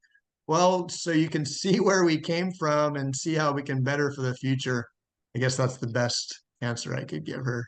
Same thing with this history and evolution of the judging criteria. It's really interesting to see, like, back the first, they say the first surfing contest, the first judging criteria came in 1965. And it's, surfing was obviously a lot different back then, but a surfer will be judged and given the maximum points for sliding at the greatest speed, the longest distance possible, in the most dangerous part of the wave with the greatest functional maneuverability. So it's written kind of funny, but when you really analyze it, for 1965, I think they're pretty on it. I mean, they're talking about speed, the distance part, that's gone. Dangerous part of the wave, I mean, that's critical section, degree of difficulty all over it. Functional maneuverability, I mean, it's pretty interesting. So from 1960, and the other part is, they used to use a 20-point scale, 0 to 20, but I'm guessing they just used wholes and halves.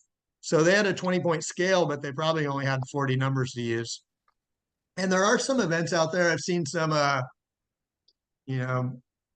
been on the beach or been part of, these like longboard coalition events. They're not like high longboarding. They're more like between the clubs. And I've seen like, oh, whoa, they're using a 20-point scale. That's different. So you break it down, you've got, probably less numbers to use, but sometimes those are more entry-level longboarding events. So they're using the wholes and the halves, and they give them 20 numbers. So it's still a comparison. You still got your categories, your poor, fair, average, good, and excellent. You're still always going to come back to those, but it kind of just breaks down a little bit differently. Back to that manual. So that was 1965. I won't go into every year, but it's interesting to see. 1982, got Mark Richards there. Amazing bottom turn. Look how straight that guy is. Wounded Gull.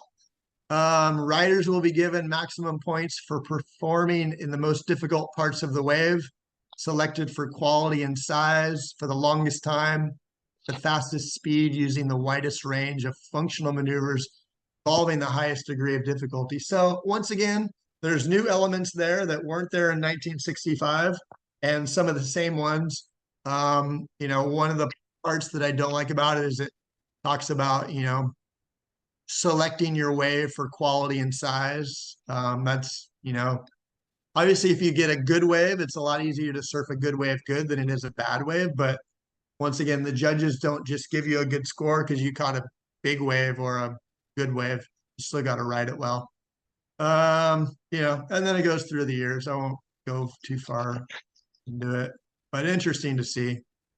Go back to judging criteria. I'm going to go ahead and show the video because a lot of times I end up talking and the video just repeats what I say. So I'll let the video lead and I'll back it up. But actually, I got to pull that video back up. I had to close it for those other clips. 1 second.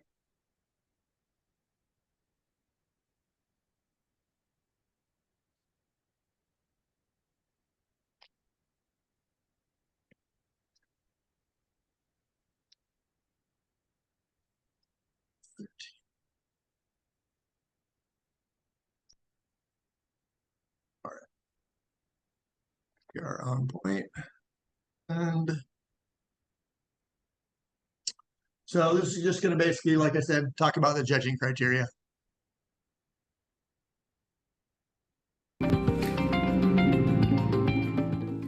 The fundamental importance of the judging criteria is that each judge understands what they are looking for and each surfer knows the points on which they are going to be judged. Modern day manoeuvres basically constitute changes of direction of the board on the wave. When performed with a high degree of control and commitment, they are the highest scoring part of the criteria.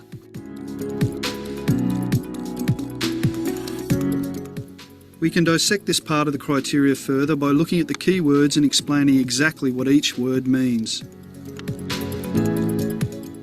The surfer who executes the criteria with the maximum degree of difficulty and commitment on the waves shall be rewarded with the highest scores. The maximum degree of difficulty and commitment are the most important part and basically sum up the entire criteria. Innovative and progressive surfing allows the surfers to be more expressive with the more dynamic and futuristic manoeuvres that are constantly being created by the elite surfers of our sport.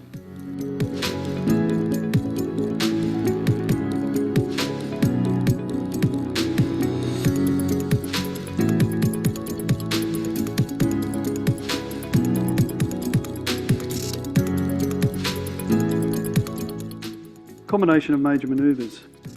Completing a combination of major manoeuvres with elements of progression, speed and power of the criteria should be rewarded highly, as this performance has an unusually high degree of difficulty.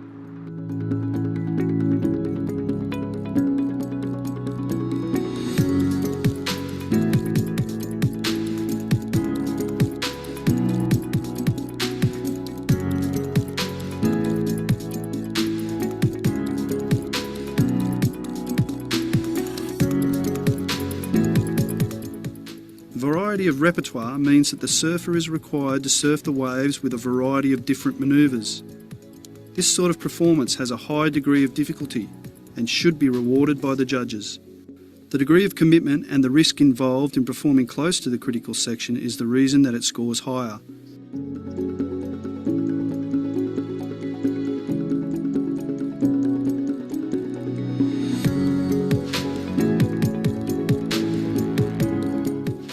A surfer must perform radical controlled manoeuvres in the critical sections of a wave with speed, power and flow to maximise scoring potential. Flow has been included in the new criteria and relates to how the surfer links their turns together on the wave and how the manoeuvres are functional in regards to where the manoeuvres are being performed. A surfer that is flowing with the wave generally looks as though they are reading the wave well and performing the manoeuvres that are suitable to the sections being surfed. To perform manoeuvres that will be rewarded highly by the judges, the surfers must commit themselves to performing high-risk manoeuvres in the critical sections. All right. Well, that's their take on judging criteria. It's pretty good because I like it. Backs it up with some surfing, and the analysis is really good. Let me go ahead and share something on my screen just here.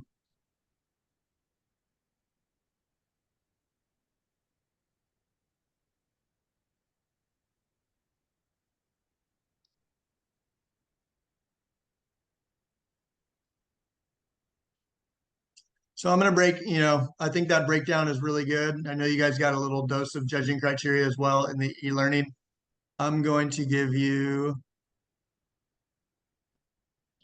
basically a little bit more detailed. Basically what I always say when I talk about judging criteria, but I'll try to go through it quick. So this criteria, it's in every rule book, pretty much whatever country you're in. Every event is using the same type of criteria. And guess what? It defines what we as surfers call good surfing. And it's, it's what everybody wants to see. But once again, it's a subjective analysis on sometimes what's better, what's worse, things like that. So, it's the criteria that used to be used by the ISA and ASP back before they created this one. It was pretty much similar, except I always say it was like written in like a whole bunch of run-on sentences. The sentence just kept going, and along the way, it incorporated all these key elements. So somewhere around 2003 or 4, we basically rewrote it and made something more user-friendly for the athletes and everybody to understand. And we called it the key elements judging criteria. So it focuses on those 5 elements. Commitment, degree of difficulty. It sounds pretty straightforward. The degree of difficulty one we've already talked about, so it's really easy. It talks about the different quality of maneuvers that you're doing. Like I said, we all know that if you're comparing a cutback to an aerial, well, an aerial is harder to do. So if you're comparing a good cutback to a good aerial, well, the aerial should get scored higher because it has a higher degree of difficulty. But once again, it's really about the quality. So paying attention to the quality, once again, like a good cutback is going to score higher than poor aerial. The degree of difficulty to do a good cutback is harder than a poor aerial. So that's, kind of exactly where you're using the degree of difficulty. It's basically an analysis of the maneuvers and then focusing on the quality. The commitment area, for me, that is the most probably challenged part of the judging criteria. But the main focus on commitment for me relies on critical section. When we get into the longboarding criteria, they actually still have the word critical section in there, but when they revised this, they tried to make it really easy. They took out critical section and added commitment. So commitment has to do with where on the waves are you doing your maneuvers? Are you doing them out on the flat shoulder? Or are you doing them in the bouldy, steeper part of the wave? Because there's more degree of difficulty, more critical section in the bouldy part of the wave where the wave's steeper. So then there's more commitment. Another thing is, are you having a really big first maneuver on your wave or just a big last maneuver? And I kind of hear this one, a lot of times people are like, oh, well, my coach said for me to do a big last turn because it's the last thing that the judges see before writing down their score. And I'm like, wow. Me as a judge, I'm going to be able to remember that last maneuver, but I'm also going to be able to remember the first maneuver and probably your previous wave and the waves from the other heat and the morning and yesterday. You just have this amazing recall after you've been doing it for so long. But it's nice to have a nice, good finished turn. It is the last thing the judges see. It puts that exclamation point on the wave. But where's the most commitment? Usually it's the start of the wave. How much, I always tell Groms this, I'm like, to really try to get them to understand, I'm like, how much more commitment is it to go for an aerial on your first turn versus an aerial on your last turn?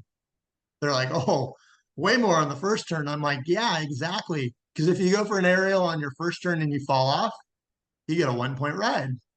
And you go do a whole bunch of maneuvers and you do an aerial on your last maneuver and you fall off, guess what? You still get scored for everything you did before. So the commitment is massive on going for a really big first turn. Now, I say that applies like 80% of the time. Because normally when a wave first breaks, right, it comes from deep water. And when it first breaks, it's usually biggest. It stands up the most. That's why it breaks. But you have other conditions. Huntington Beach always comes into my analysis here. You have Huntington Beach and there's this deep hole out the back and the waves are really small and it's high tide. If you've ever been to Huntington Beach or watched the US Open when the waves weren't good, you can probably envision that in your head. The wave like doesn't even really break out the back. It just kind of bubbles and kind of rolls whitewater and then rolls all the way to the inside. Certain conditions, yeah, the last turn, might be the most critical one. Like in that Huntington, it barely breaks out the back, rolls all the way to the inside, and then you have a super heavy shore break. And so a lot of times in those conditions, people are just sitting on the inside. Or if they are taking out the back, their maneuvers are kind of weak, and then there's a big maneuver on the inside. So in certain conditions, it might be last maneuver, but it's usually first maneuver. It's usually where the section is most critical, and that offers the most commitment. Other things like it's kind of a tricky area to analyze, but size of wave.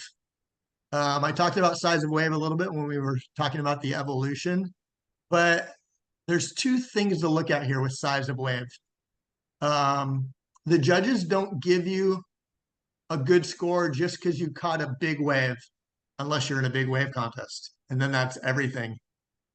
If you're in a normal contest and you catch a big wave, it should be rewarded. If you do a good maneuver on it, it should be rewarded because a big wave has more critical section. It has more commitment than a small wave. So usually, as a coach with the Groms, I'm like, stay off the small waves, stay on like the medium-sized waves of the sets. There's way more critical section. So same kind of analysis, like what would you rather see? A good maneuver on a big wave or a good maneuver on a little wave? Let your feelings reflect in your scoring, pretty much. But once again, if somebody on a little wave does the craziest maneuver of the day, it's going to overcompensate with the quality of maneuver, and that's going to outweigh the size and commitment on the wave. Let's see a question. Risk me. Oh, where'd that go? Sorry, my chat was down. Risk can be measured only by the wave or also best situation. The risk is mostly measured by the criticalness of the wave, but also the criticalness of the maneuver, the situation, that comes back to degree of difficulty. So they're kind of linked together, but separate at the same time. Let's see, another area, especially in those entry-level contests, like nobody's doing maneuvers, but what's more commitment, surfing a whitewater wave or surfing a face wave? Obviously the face wave. So those are, small details in a high-level contest. You're not even looking at that. Like everybody's riding face waves and trying to get good waves. So those are different areas of commitment that the judges really need to look at. Like I said, basically where on the wave are you surfing it? So let me go ahead and back Erik? up. Yeah. Yeah, just another question. Talking criteria between ISA and WSL, there seems to be maybe a different approach in certain situations of priority. Are there any other differences in that criteria now that surfing is an Olympic sport? Where do you see this criteria? Will it become just one across the board, or will there still be differences between ISA and WSL? That's a good question. The criteria is the same. And when surfing became an Olympic sport, ISA was still using the judging criteria that was, like I say, one long run-on sentence. It was just a sentence that kept going. But when you picked out the key elements, the major words in it, it was all the same. I really strived hard to change the rule book and really try to make WSL and ISA align, especially since now all the WCT athletes were coming into ISA events. We needed universal criteria and universal priority rules. So basically with priority rules, ISA is just a copy and paste out of the WSL rulebook. So everything's the same and the judging criteria is all the same as well. The one major difference that I see is WSL, I think they're using it now, is basically the scale. They use a little bit different scale to where they the scale we prefer to use is we call an average wave between 4 and 5.9. They're calling a good wave all the way down into the 5 and 6 range. But that's because the level of their surfing has gone so much higher that they're trying to drag those scores down. And it's not like, oh, that was a good wave. Every wave those guys surf is good. So everything is like 6 and above. And so they tried to squash that scale back down. And I know they did that for a while. And then they went back and now they're back again. And I just prefer to stay where we're at. That's just use of the numbers, but what we're analyzing in WSL and ISA, it's all the same. There was this situation, I believe it was in the longboard event in priority, whether like I think in WSL, if we have, for example, yellow is paddling has priority, and red paddles but does not interfere at all, like in the other surfer, then that might not be an interference. Whether in WSL, if red just even looks at the wave to sort of paddles, you might get the interference. So yeah, just that difference. Yeah, I mean, there is a few areas there. I could have saved it for later, but it's already on the table now. No, it could be later. No worries. I mean, I don't no want worries. I'll probably forget later. So, one of the areas within priority that every ISA event, I always make it. I always bring it up at our judges meeting, and I say everything's the same, guys. The only area that we are different, and I'm happy to be different on it, I'll push it all day long, is with priority in WSL right now. If a surfer has higher priority and the surfer with lower priority like drops behind him and in any way, shape, or form crosses the path of the surfer with higher priority, it's an automatic priority interference. For me, we'll talk about it really in depth when we get to interferences. For me to call any interference, there has to be hindrance of scoring potential.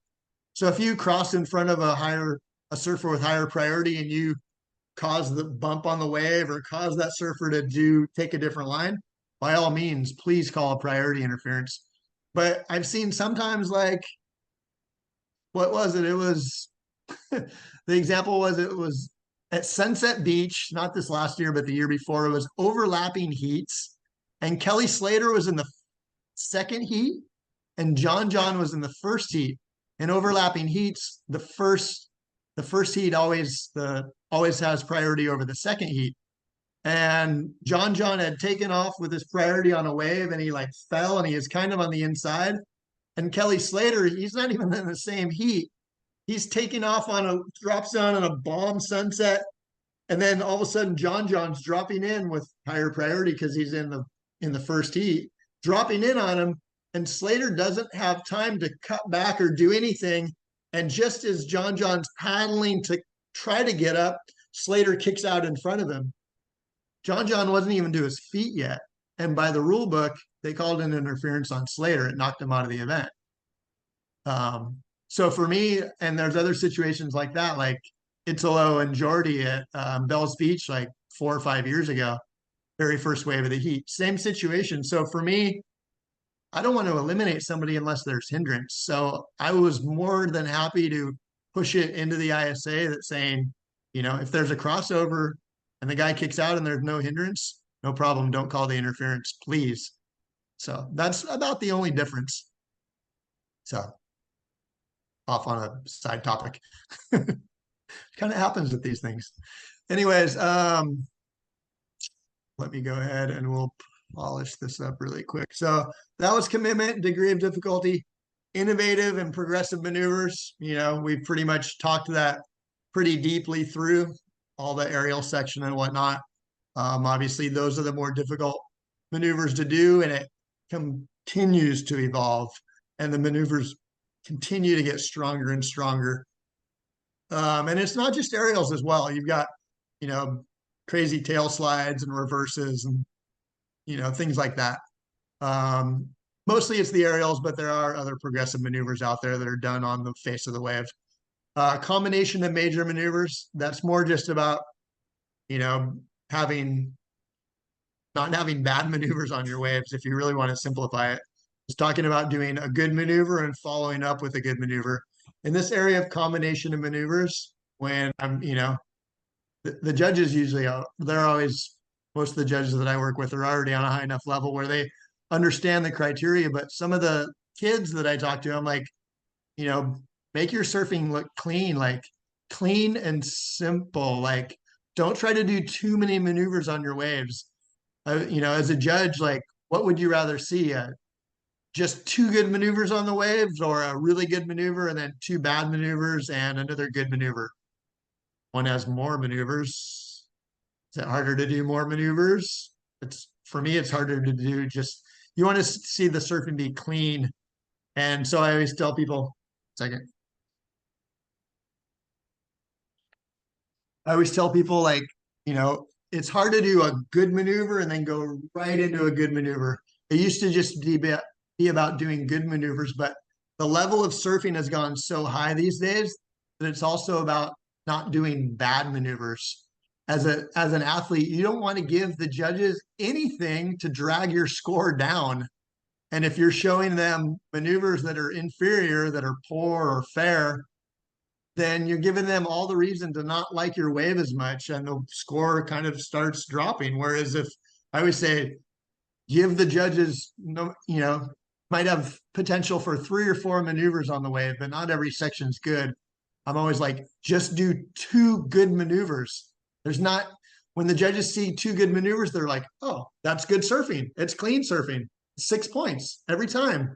2 good maneuvers, a really good cutback and a really good closeout turn. It's 5 points. It's basic surfing, but it's clean. And guess what? What I always say to the kids, it's common, a really good carve and a really good closeout turn. Guess what? It's a combination of major maneuvers. It's variety of maneuvers. It's commitment and degree of difficulty. It's boring, but it gets the 5 and the 6 every time because it ticks off all those boxes in the judging criteria. It's not innovative or anything, so it doesn't get a massive score. But what I'm kind of getting at is that combination of major maneuvers. It's clean. There's not bad maneuvers in the middle to kind of drag it down. There's only goodness to look at, which kind of gives you that score, that good baseline. So that would be, my point on combination maneuvers, just trying to make the surfing look clean and good for the judges. Next one would be, variety of maneuvers. Obviously, that seems pretty straightforward. But there's a few details within that. The variety would be trying to mix it up, trying to make it look, spontaneous for the judges. If a person is doing repetitive surfing and the maneuvers aren't good, guess what? We call it boring. It's not good surfing. And if you see it over and over and over, the more you see it, the more the score starts going down. Now, if you can keep the judges like, oh, I didn't know what, was coming next. I didn't know if it was going to be a cutback or a blowtail or the guy was going to go flying into the air. If you keep the judges surprised, it's super exciting. So that's why that variety is. But sometimes, like, you put a goofy footer on a right-hand point break, guess what? They're going to get really repetitive. The only choice, there's limited on choices. Usually somebody going on their forehand, they have a lot more repertoire. They can change their rails. They can do things a lot differently than in your backhand. Usually on a backhand, you go bottom turn, lip turn, bottom turn, lip turn. Maybe you throw in a cutback in the middle, and the closeout turn is just another variety of the lip turn. So there's not a lot of variety in there, but it's in the criteria because if a person is doing all the same maneuvers, but they're all good, guess what? Still going to be a good score. Even if they're all the same, it's good surfing. But if somebody does, in comparison, all different maneuvers and they're all good, it's going to get a bigger score. So that's kind of how you use that comparison, just within the variety. Now, something I always try to push as well, like you're on your forehand and you take off on a really mushy wave. What are you going to do? Cut back and another cutback and another cutback and maybe a closeout turn at the end. But guess what? There's variety in the same maneuver as well. How many different kind of cutbacks are there? There's just the standard on rail carve. There's the roundhouse into the whitewater, which if you want to analyze roundhouse, I'm always saying trying to get the rebound as high in the wave as you can. So it's like the full figure eight. You know, there's the roundhouse cutback. Then there's also the cutback where you can slide the tail out and blow the fins or drop the tail. There's, if you can surf, you know, if you're forced on that poor wave and you're forced into the same cutback, or, you know, he's not on tour anymore, but I used to enjoy watching Matt Wilkinson when he'd surf Snapper Rocks. And I'd always hear the beach announcer saying, oh, he's got 23 shades of the same top turn, because he'd be coming off the bottom and it'd be a top turn every time, like an off the lip, but he'd be like straight in the lip, and then he'd be like past vertical, then he'd be like blowing the fins out, and he had crazy variety within the same maneuver, and that's really hard to do. And the judges should recognize that when it happens, because sometimes it's, you know, the quality of the wave you catch isn't all about the score. It's about, like I said, how you ride the wave. So that's variety, and then of course, the one that everybody always remembers. If you can't remember all of them, the Groms always remember speed, power, and flow. So that would be there on the end. And, you know, normally when a surf, this is pretty straightforward, but normally, you know, when analyzing surfing as a judge, normally when somebody's going really fast, that's harder to do. It makes the maneuvers look better. Obviously, if you have no speed at all, well, can't do a turn at all. You'll dig your rail and fall right over. Speed is the essence to doing quality maneuvers. But I always like to say that to really analyze those details, the surfer needs to be applying speed with the wave that they catch. I live in Oceanside, so there's a, you know, everybody knows where Lower Trestles is, but there's also a wave just to the south of it called Churches. And it's a point break, but it's a really mushy point break. And if you go really, really fast down the line, critical section will be about 20 feet behind you. So sometimes you need to go fast on that wave, and sometimes you need to go really slow. The main thing is with that speed, you're surfing to the speed of the wave. And I've had athletes as well that I've worked with in the past, and the biggest challenging, it's not very common, but sometimes there's athletes that surf with too much speed, and it's hard to see the detail in their surfing. And I've been like, let's slow it down so you're throwing spray better, and the judges can actually really analyze the rail engaging through the wave instead of just going as fast as you can through the maneuvers. So these are, you know, just details within speed. Power, obviously power is, you know, having, there's lots of signs of power. Usually power as a judge, you're analyzing the spray that's the most common, the amount of spray that's coming off the rail of the board, whether it's in a lip turn or it's in, you know, a down carve or a cutback. Usually the more power that the surfer is surfing with, the more water is going to be displaced off the fins. But also, you know, the power that you do the maneuver with can also kind of be a reflection back to that critical section of the wave. So it kind of ties into commitment. But then, you know, like I said, I work with a lot of younger Grom kids, and they're like 70 pounds dripping wet. And they're like, how can I be a power surfer? I only weigh like 70 pounds. If you know, I don't know, I say, like, if you're not, you know, that person that has bigger body mass, bigger muscles, more power on the waves, you can also apply power with having really good technique. So it's not all about, you know, as a judge watching how much spray comes off. It's, like I said, a really good sign of it, but watching the lines and the leverage. If you're a lightweight, you can still surf with good power surfing by having really good open bottom turns and really using the whole wave. So having really good technique can compensate for that lack of body weight. And as a judge, like, you're watching the power, but you're also really keyed in on good technique as well. And then the flow for me is, it's just the nature of surfing. It's the beautiful natural art of surfing. And, you know, some people have so much of it, and it, you know, looks like they were born with flow, and then other people have to work really hard at it. And it's, you know, I hear a lot of words thrown out. I hear like,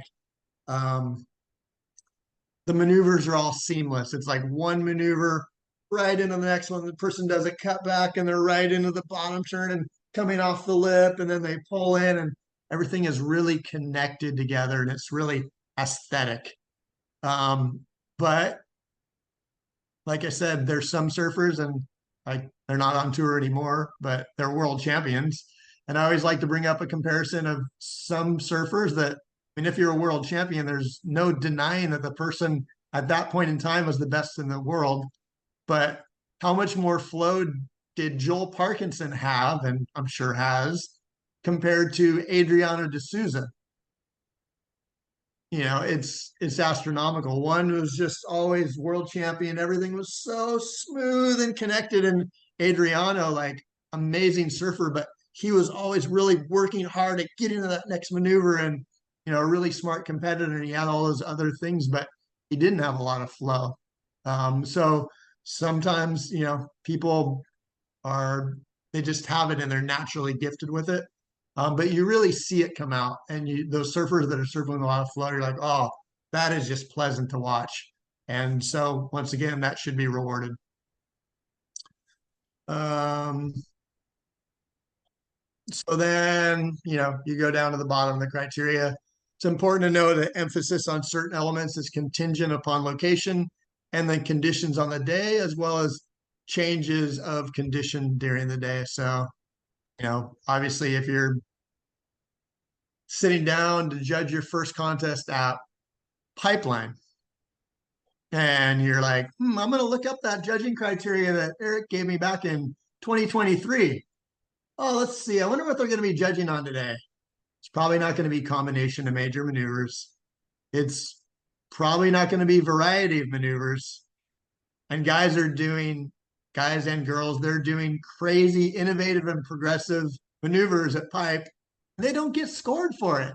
They get scored, but what that judging criteria is focused on is commitment and degree of difficulty. It's all about getting as barreled as you can on the biggest wave possible. And that's what the criteria relies upon, until you have those days that there aren't that many barrels. And then it can kind of comes down, balances out on the rest of the criteria.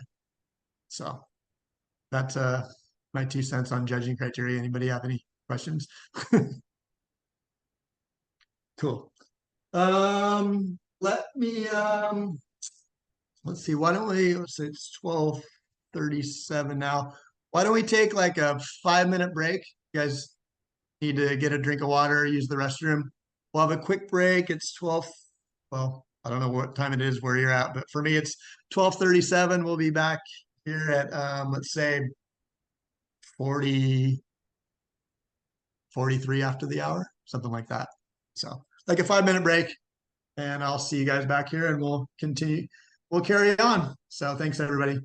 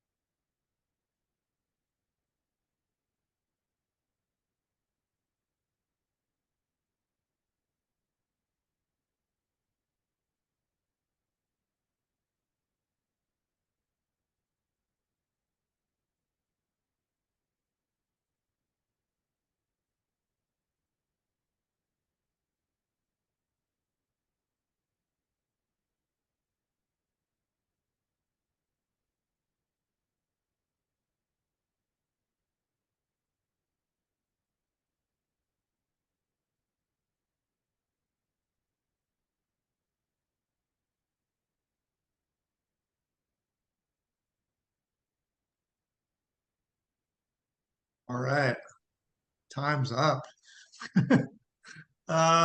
So basically, oh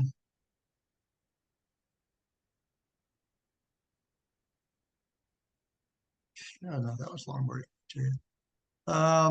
So does anybody have any questions on judging criteria? I know I threw out a lot more details.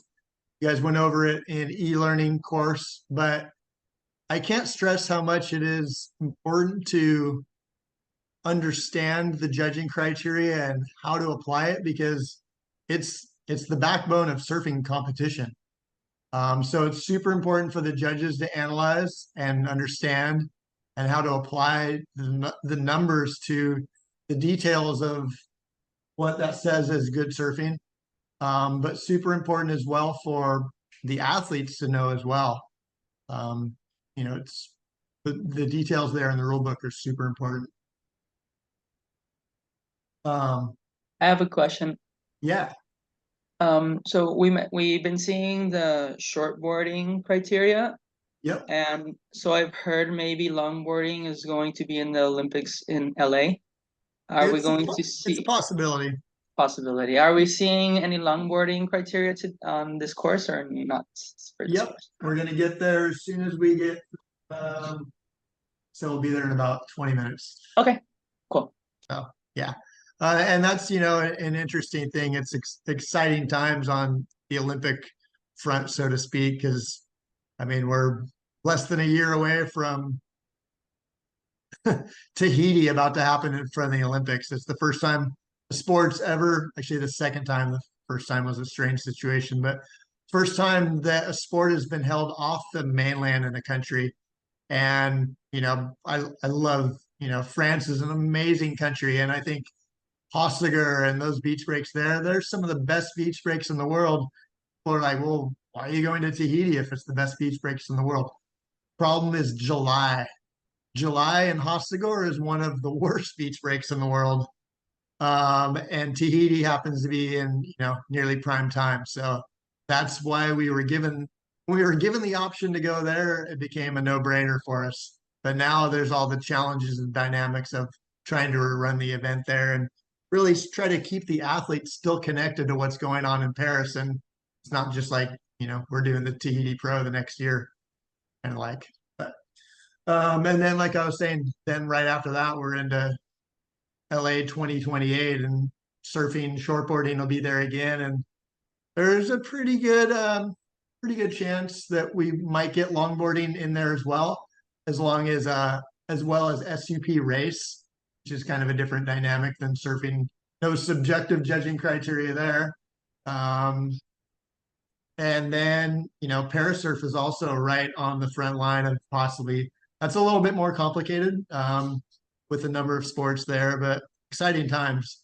And then 2032, I mean, Olympics is going to Australia, so very likely to be held on the Gold Coast. So kind of like that path has just been paved for surfing. Super happy to be involved. Let's go ahead and if everybody's got their workbook, we're going to get into exercise number 2. You go ahead and pull that up for you guys.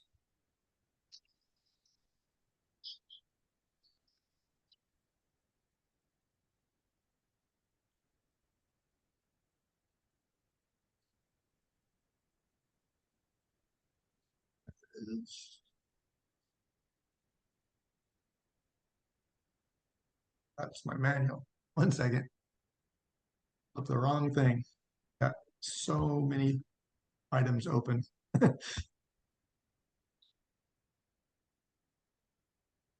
it is. Sorry.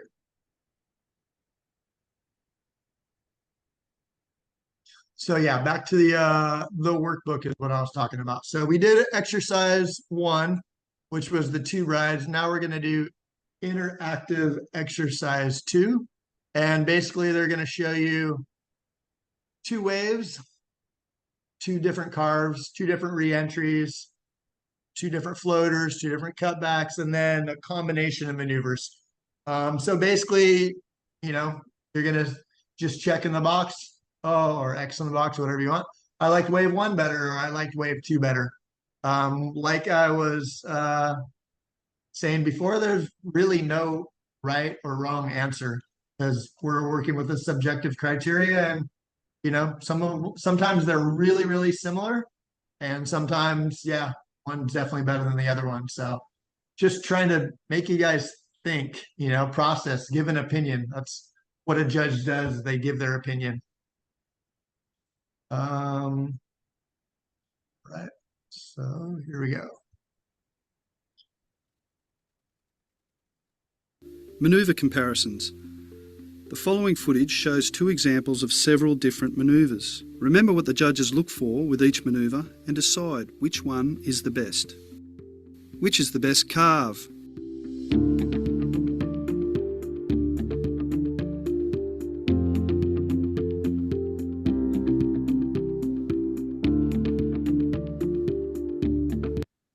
So a couple different, the cars are different ones. I'll go ahead and show it again. Oh, I went way too far back. 1 second.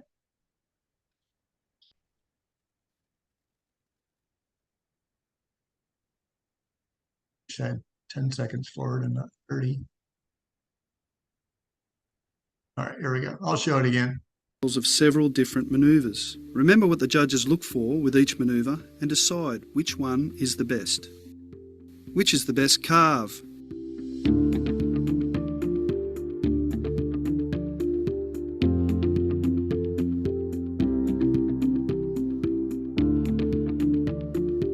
So once again, two different ways to do it. They're both on their forehand, so there's comparison there.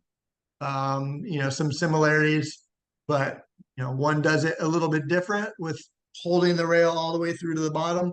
The other one kind of has a little bit more of the kind of like layback kind of under the lip. So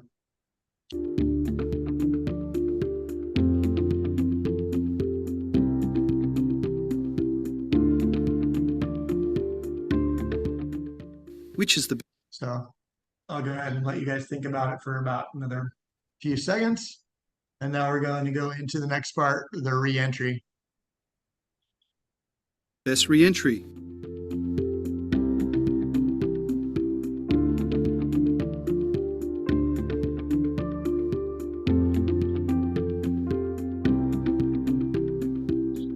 So once again, both on their forehand going right.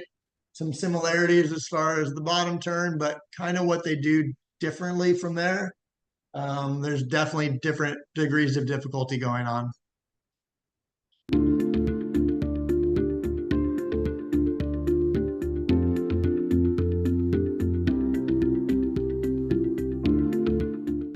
Which is Give you guys another second.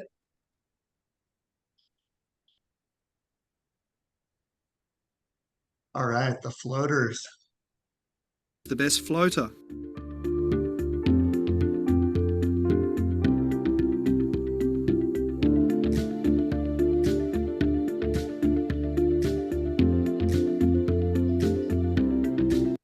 For me, that one was really similar. The only difference was front side versus back side.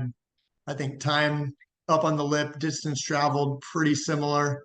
One had a little bit more bigger of a free fall than the other one, but very, very similar in my opinion.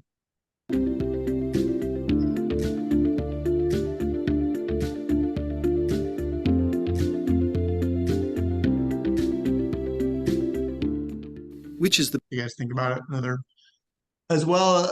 Actually seeing it again, I think one of the differences as well was Owen Wright, which was the backhand one, versus Kelly Slater on his forehand.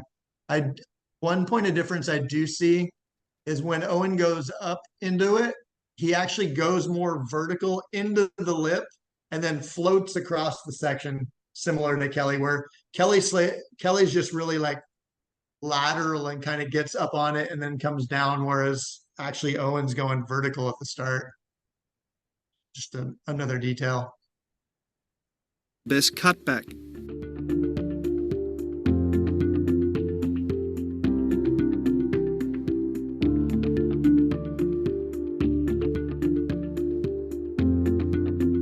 So pretty similar. I think they're both at lower trestles. both going on their forehand, but one's going left, one's going right. They both have a little bit of the rebound, so just trying to figure out which one you like better.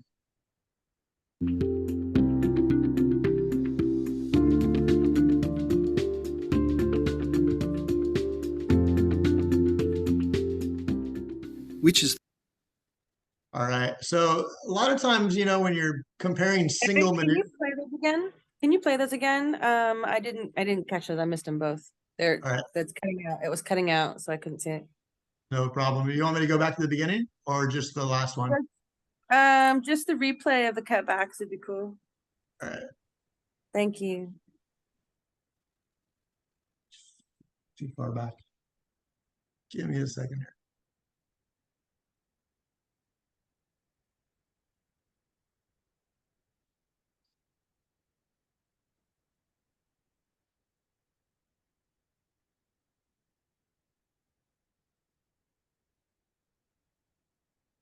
All right. Well, and performing the manoeuvres that are Get it suitable right to on the the sections being served.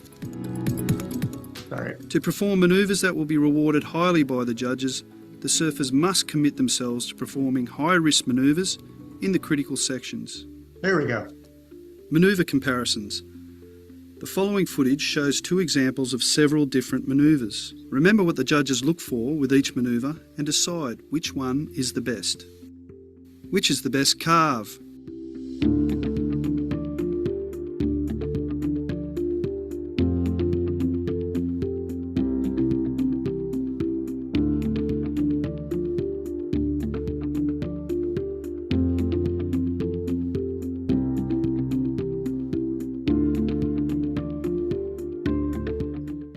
Which is the best re-entry?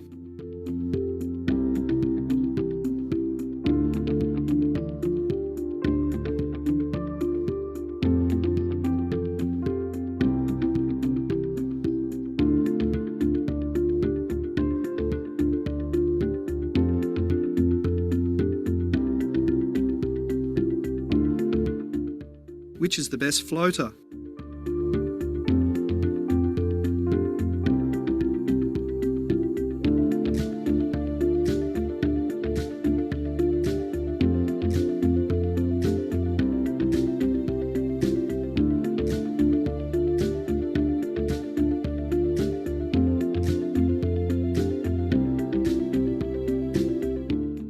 Which is the best cutback?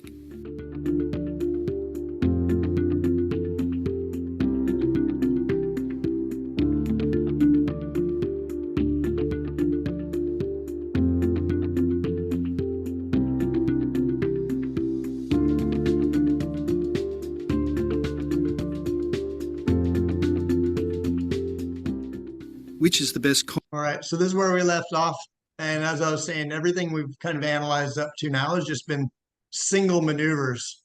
And so as a judge, if you're comparing, if it's a one maneuver wave kind of contest, really closed out, everybody just getting one maneuvers, really need to pay attention to the detail in that single maneuver, because then you're comparing one maneuver to one maneuver. Now, when you throw in a combination, now there's a whole new variation there. And now you're looking at the value of one maneuver combined with the other maneuver. And is one bad? Is one good? Are they both good? Combination brings a whole nother comparison into it. Combination of manoeuvres.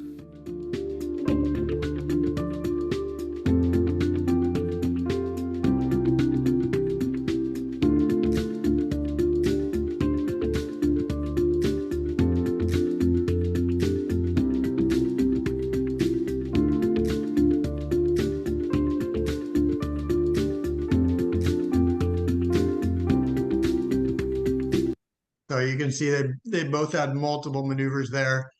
They both had really good opening turns, but kind of how they surfed the wave after, like similar on the opening turn, but after that, definitely a difference in the two waves.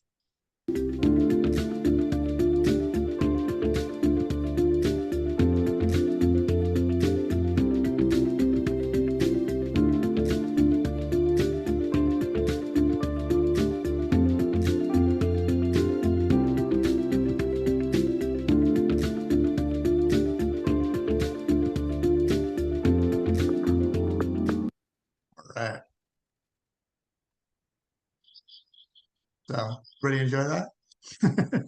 Pretty cool, nice little comparisons. It's nice to like line them up side by side, and then you get the top and bottom version.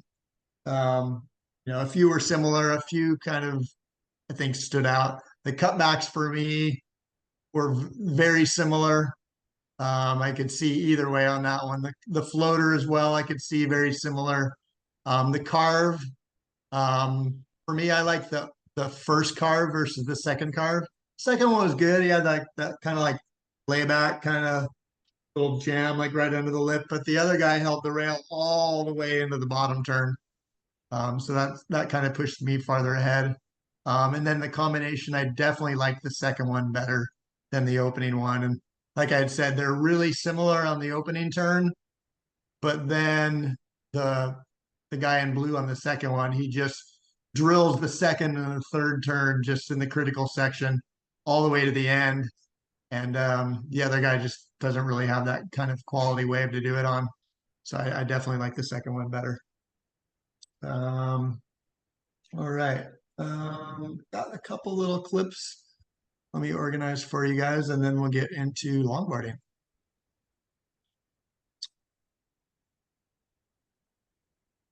Short comparisons.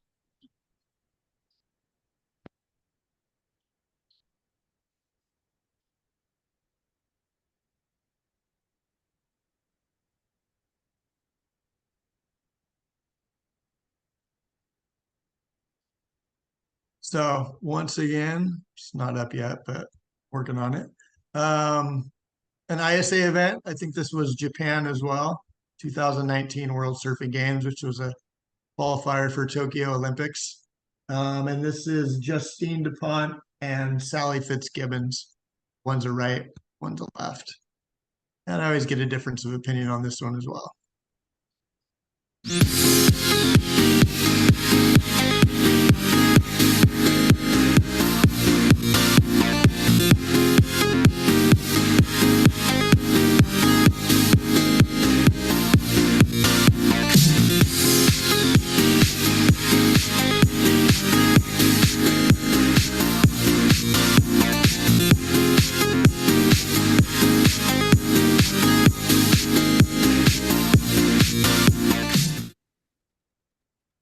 So,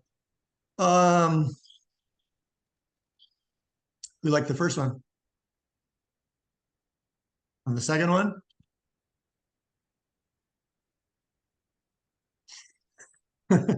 Once again, I don't think there's any right or wrong answer. I mean, I can tell you which way the judges would have probably gone in that exchange. I don't really remember the scores to those waves. But I think they're both good. I like the wave of Sally on the left better.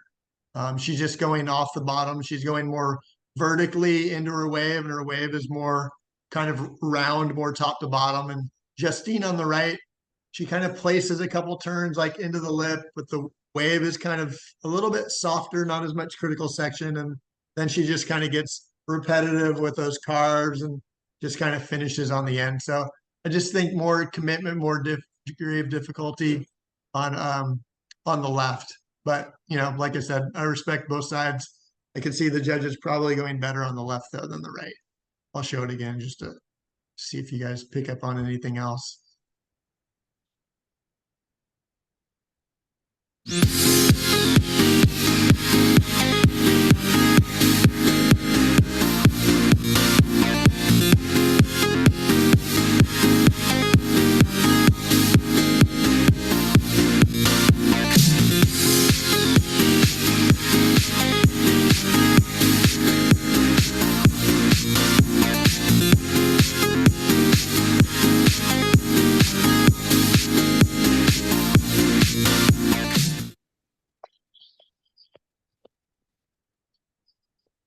And a lot of times as well, for me, what actually stands out probably the most is the turn that I like the most. And that's probably the second maneuver on the left, because she really comes off the bottom turn and she really puts that one vertical. And then she has the really good follow through to bring it down. A lot of times when I'm in doubt, like, oh, which wave do I like better? I'll kind of think back, well, which wave had the better maneuver? and that'll kind of help me separate and, reinforce the opinion that I have. And for me, they're both good, but I think the right orange or whatever jersey color that was, I think it was red, but it looked more orange to me. She doesn't have a maneuver on her entire wave that's like that second one. So that would be where I would separate it. Let me go ahead and get another video for you guys. This one would be Kainoa versus Kolohe. Might have seen this one on the ISA Instagram a year or two ago.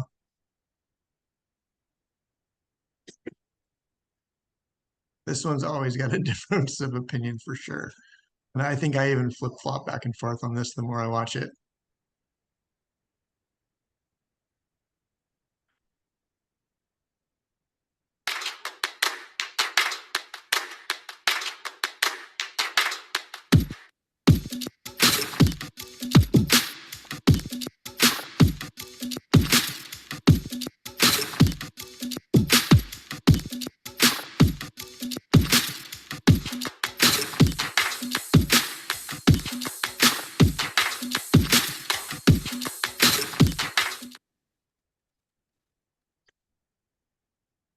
That one's complicated to analyze.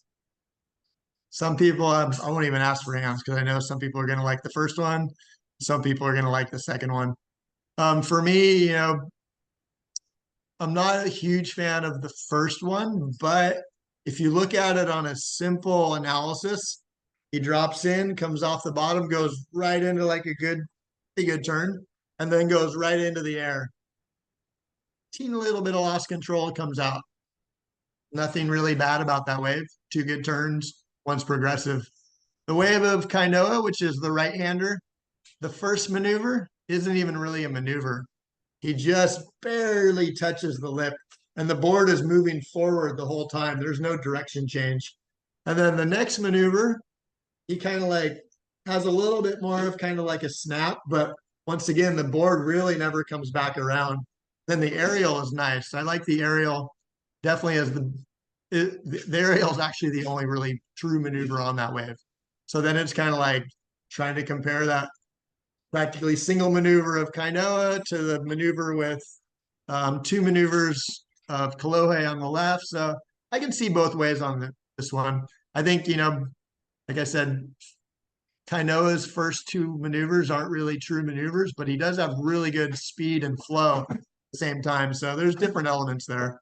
I'll go ahead and show it to you guys again just to confuse you even more.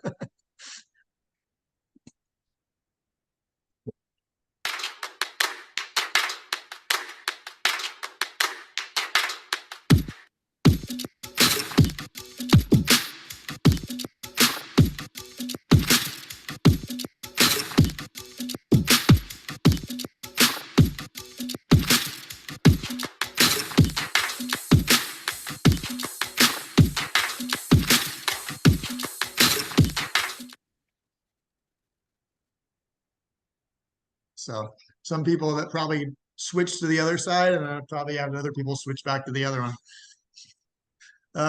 Let's see. I got one more, I think, for you guys in the file here. I have a quick question for you. Yeah. So one of the things that I've noticed in a lot of these videos is one surfer will have a little bit more control than the other. Yeah. How much does that influence the scoring? That's a really, good question with control.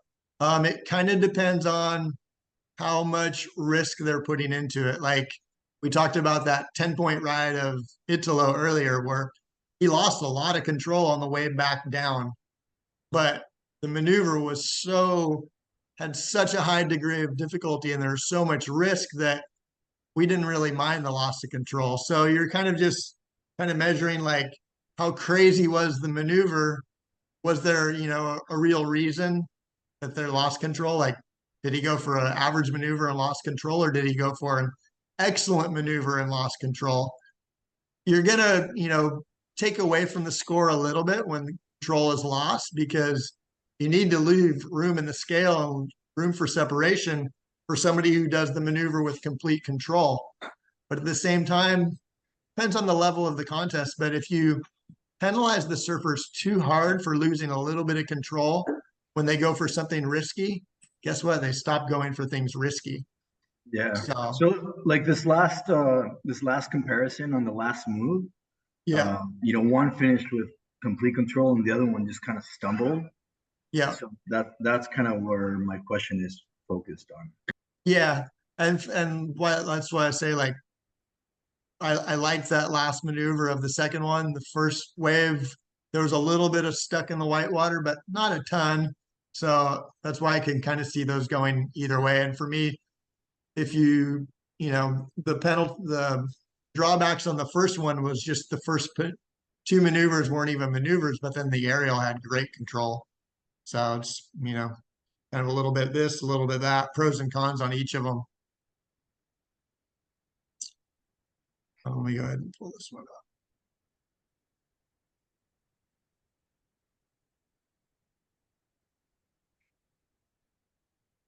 This one would be Tatiana Weston Webb. Oh, don't tell me it's not going to. All right. We'll skip that one. I've had problems with that one in the past. It played, but then when I went to share it, it didn't play.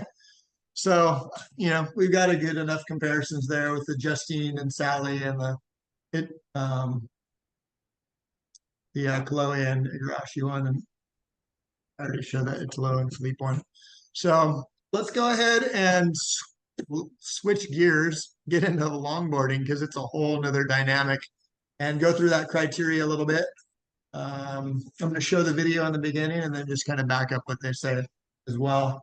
And then going to try to get into a little bit of SUP criteria, bodyboard criteria, which completes the whole cycle, and then see where we're at after that. But obviously, I try to focus a lot on the shortboarding criteria because that's really what a lot of foundation events are set off of. The longboarding is super important, especially, as it's always been around, longboarding, and as well might just be in the Olympics coming soon. It's interesting though for me, longboarding, because the shortboarding criteria, although it's evolved through the years, it's evolved kind of on its same path. Whereas longboarding, where it's at now, it really rewards traditional longboarding.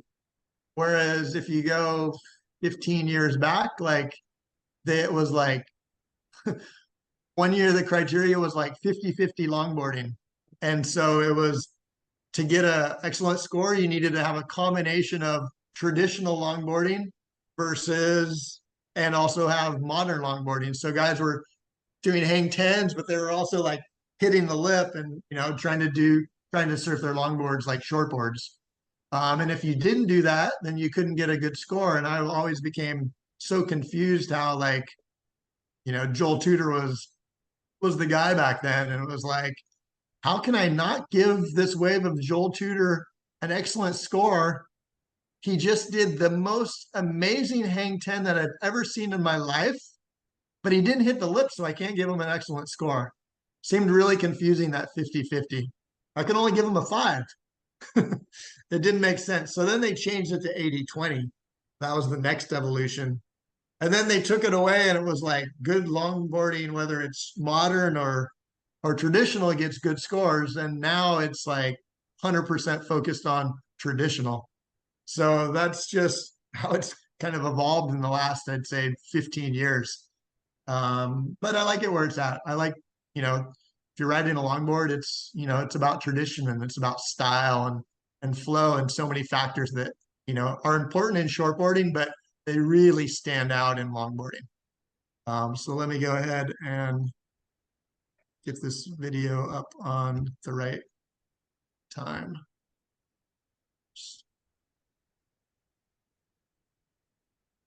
Hold on, something got closed in the process.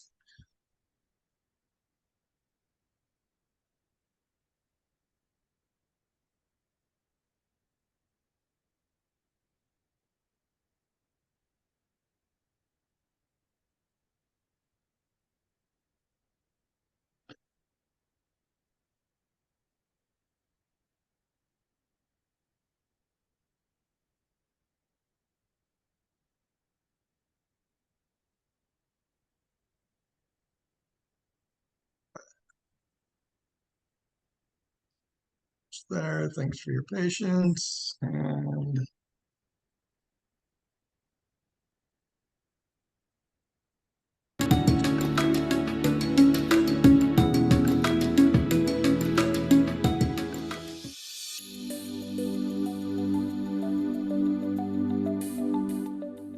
Modern longboards are at least 9 feet long. The criteria is quite appropriate and can be broken into main sections. The first section is by far the most important and should be where the major emphasis is placed when scoring modern longboard surfing.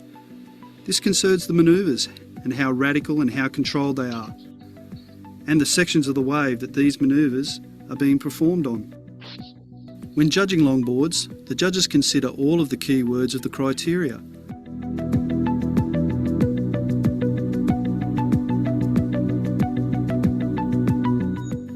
With major emphasis on how radical and controlled is each manoeuvre, how close to the critical sections are the manoeuvres being performed, did the surfer perform a variety of traditional manoeuvres? Good longboard surfing is about maintaining control throughout each manoeuvre and using the entire length of the longboard.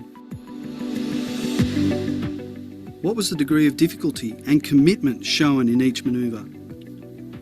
Recognising the different types of manoeuvres and the degree of difficulty is of the highest importance. Manoeuvres can be classified as major and minor, traditional or modern. The ability of the surfer to do a variety of manoeuvres in their repertoire is extremely important to the scoring of longboard heats. Other essential elements for the judges to consider: nose riding and rail surfing, critical section of the wave, variety, speed and power, commitment, control, and footwork. Some traditional manoeuvres are performed with the surfer surfing on the nose of the longboard. The amount of control shown by the surfer walking to and from the nose of the longboard is extremely important.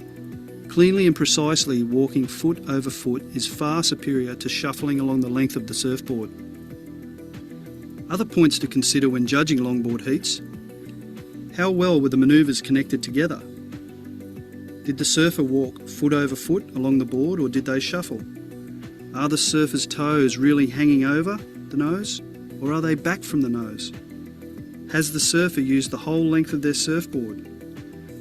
Consider how the surfer utilised and flowed with the wave.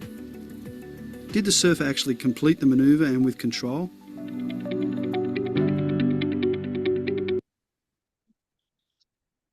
all right, so a few things to think about there within longboarding.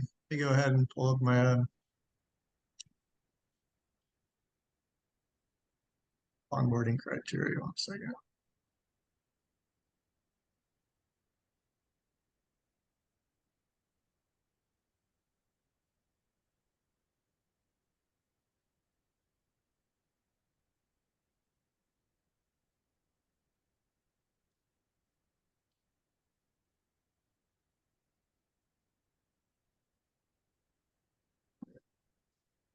So, just to back up what the video said, this is the WSL ISA judging criteria. Like I said, it's changed a lot through the years, but pretty much where it's at: surfer must perform controlled maneuvers in the critical section of the wave, utilizing the entire board and wave using traditional longboard surfing. Surfer who performs this to the highest degree of difficulty with the most style, flow, and grace will receive the highest score for a ride. Further to that, above, the following are key elements for judges to consider. So if you look, back, there's the key elements that come down here, but there's still a few other key words that are kind of tied up in that first couple sentences. I like that, they include critical section, super important, especially since you're riding a 9-foot or longer board.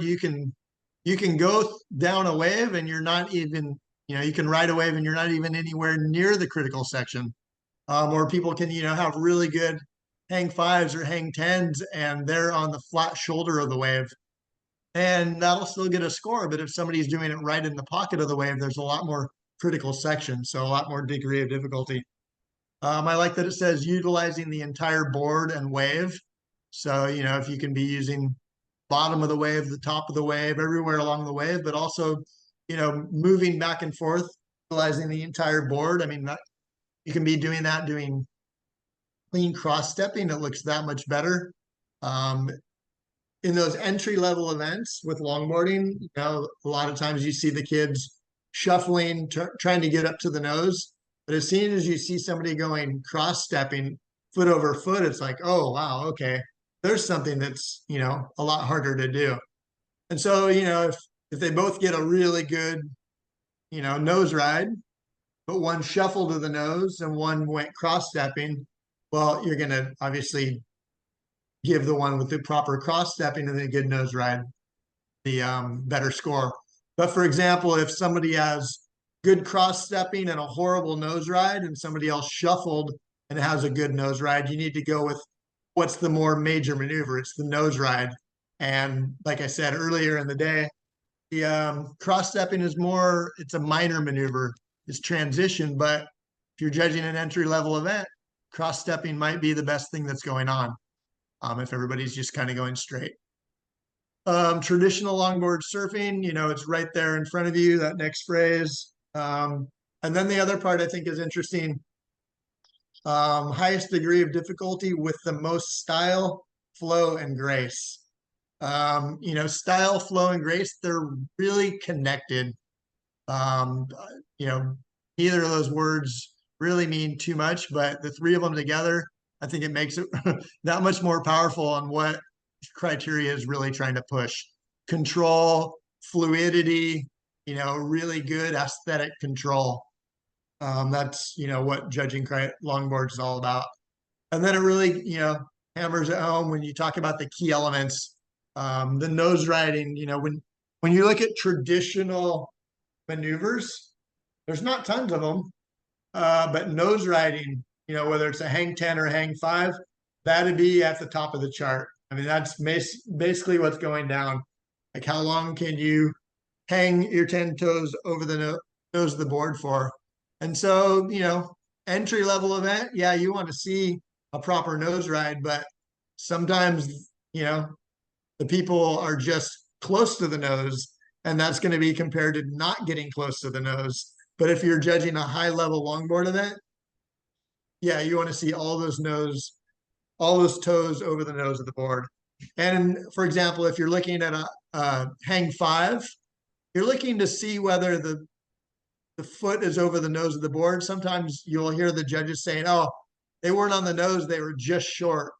And when you hear that phrase, just short, it means their foot was just short of being on the nose to really call it a quality maneuver.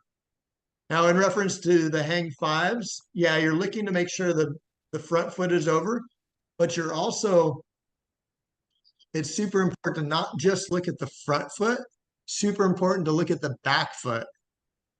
Because when you're doing a hang 10, yeah, obviously both feet are side by side. But when you're doing a hang 5, it's really hard to do a hang 5 where, you know, one foot's here and the other foot's here. It's a lot easier to do if one foot's here and the other foot's here. So the more you stretch that 5 out, sometimes you'll hear like a stretch 5. Those are easier to do because the more weight you put on the middle of the board towards the tail of the board, the more the balance is on the back of the board now. So there's not a high degree of difficulty. The hardest thing is when you to keep the board going and have all your weight on the front of the board. That's really hard to do. You got something on the back of the board, well, now you're just going down the line. So it's really important to look at where that back foot is. So that would be with nose riding. And then, you know, like I said, not a massive amount of variety that can be done as far as like the quantity of maneuvers, but you have your nose riding, hang 10s, hang 5s, and you have your rail surfing. I mean, that's traditional as it gets, you know, and you don't just have a, you know, 5 or 6 foot shortboard rail to put, you have an entire 9 foot of board. So, you know, the faster you're going usually, but still, I think adapting to the wave, the more you put the rail in, the more power is going to come out. So it's, you know, really about engaging the rail entirely through the turn and not just a little bit and letting it go. It's a very similar, you know, comparison to shortboarding. Critical section of the wave, I won't even talk about that anymore because that's the same exact comparison as the shortboarding. The only thing, once again, is just be real careful of that, because longboards can basically ride through the flats. So you really want to make sure they're in the critical section of the wave to really score the maneuvers properly. Variety, same kind of thing. You know, the more different kind of maneuvers you're doing, like I said, though, with traditional longboarding, there's not a massive amount of variety, but within the single maneuvers there's, you know, the different kind of cutbacks you can do, different kind of nose rides. The more you're just kind of, like I said, trying to mix it up and keep it interesting for the judges. Speed and power, same exact analysis. Commitment, same kind of thing. Control, you know, control in longboarding is massive. You know, you don't want to see, you like to see a quiet upper body. You like to see a lot of, you know, good style coming through. And, you know, usually control is, you're making, you know, something really difficult look really easy. So like a lot of times the upper body's still, and that's usually, you know, considered good style.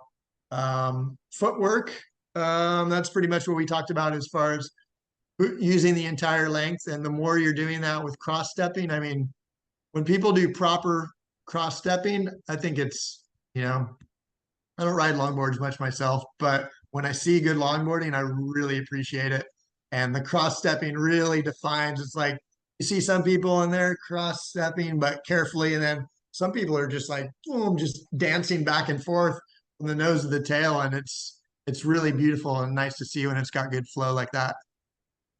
Let's see, we go ahead and pull up a couple of longboard comparisons for you guys.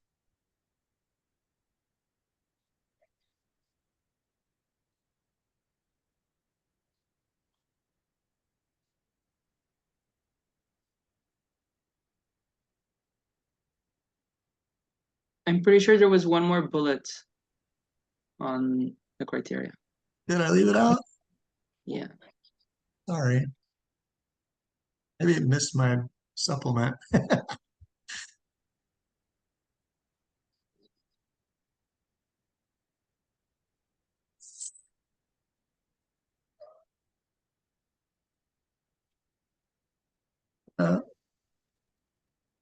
I think that was it. Oh yeah, There- bodyboard. Yeah, true. The Okay. next one was bodyboarding. No worries.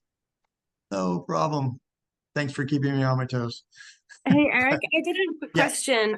On the manual that we read, the online course, it didn't say anything about logging. And what I read for this course, it talked about logging and longboarding. So what Yep. you were saying is that now we're referring back to how the classic longboarding was. Is that what the logging is? Because I noticed that at Huntington Beach was the first time that they actually weighed the boards for the Right. longboard competition. And then that's under the logging criteria, right? Yeah, I mean, I won't say it's in a little bit of a transition, but it is a good question, because I've always seen logging in the manual. And I know in Australia, for example, they have longboard events and then they have logging events. And the longboard, you know, just needs to be over 9 feet. But the logging events, they're very heavy boards. They're traditional as it gets. They're all big single fins. Where in longboarding events, yeah, they are weighing the boards now, but you can still ride a tri-fin out there. Doesn't really matter the amount of fins. But in logging events, which, for example, in California, I really don't have too many of them. And unless it's like a specialty, you can kind of ride whatever you want over 9 feet. But in logging events, which are starting, I think, to kind of transition a little bit more because everything is so traditional, they are starting to appear more. But in reference to what's in the manual, that's just on those more specialty events. Okay. But yeah, good question. So I'm going to show just a couple clips that I had in the file of just some longboarding that was done at one of the ISA events. It kind of runs over into SUP, but I'll pause it before we get there.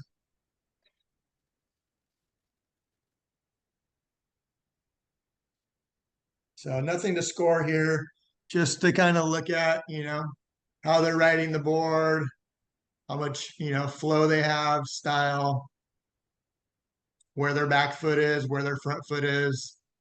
it's still okay to do, shortboard maneuvers, kind of like that closeout turn, but the fundamental of the score is going to come off the traditional longboarding. But for example, if somebody hits the lip, well, it's harder to hit the lip than not hit the lip. So it carries into your comparisons, but not as much as the traditional does. So there's the hang five for quite a bit of amount of time. Kind of cross-stepping there, but not with a, lot of control, little claim there. Now this for me is really good cross-stepping, just really quick, really clean. Feet are just dancing.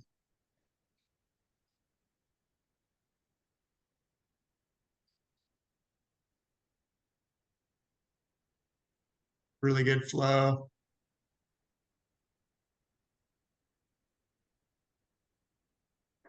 And then once there.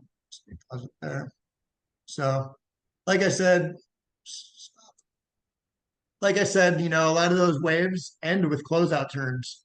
And, like once again, it's the traditional part of what they're doing that gets the score. But if somebody's going to just straighten out on the wave, like the degree of difficulty is still in the judging criteria. So if you get to the end of the wave and they hit the lip versus just going straight, like obviously there's more degree of difficulty in hitting the lip than not. But the judges are wanting to see it done in a more traditional way. It's a little bit complicated, that kind of balance sometimes, but you know what the priority is. And, for me, like I said, I really enjoy watching longboarding. Judging it, I enjoy too, but it is super challenging because there's so many more details and dynamics to be analyzed within longboarding. Any questions there before we move on to SUP? Cool. Well, let's see. Go find another archive to open.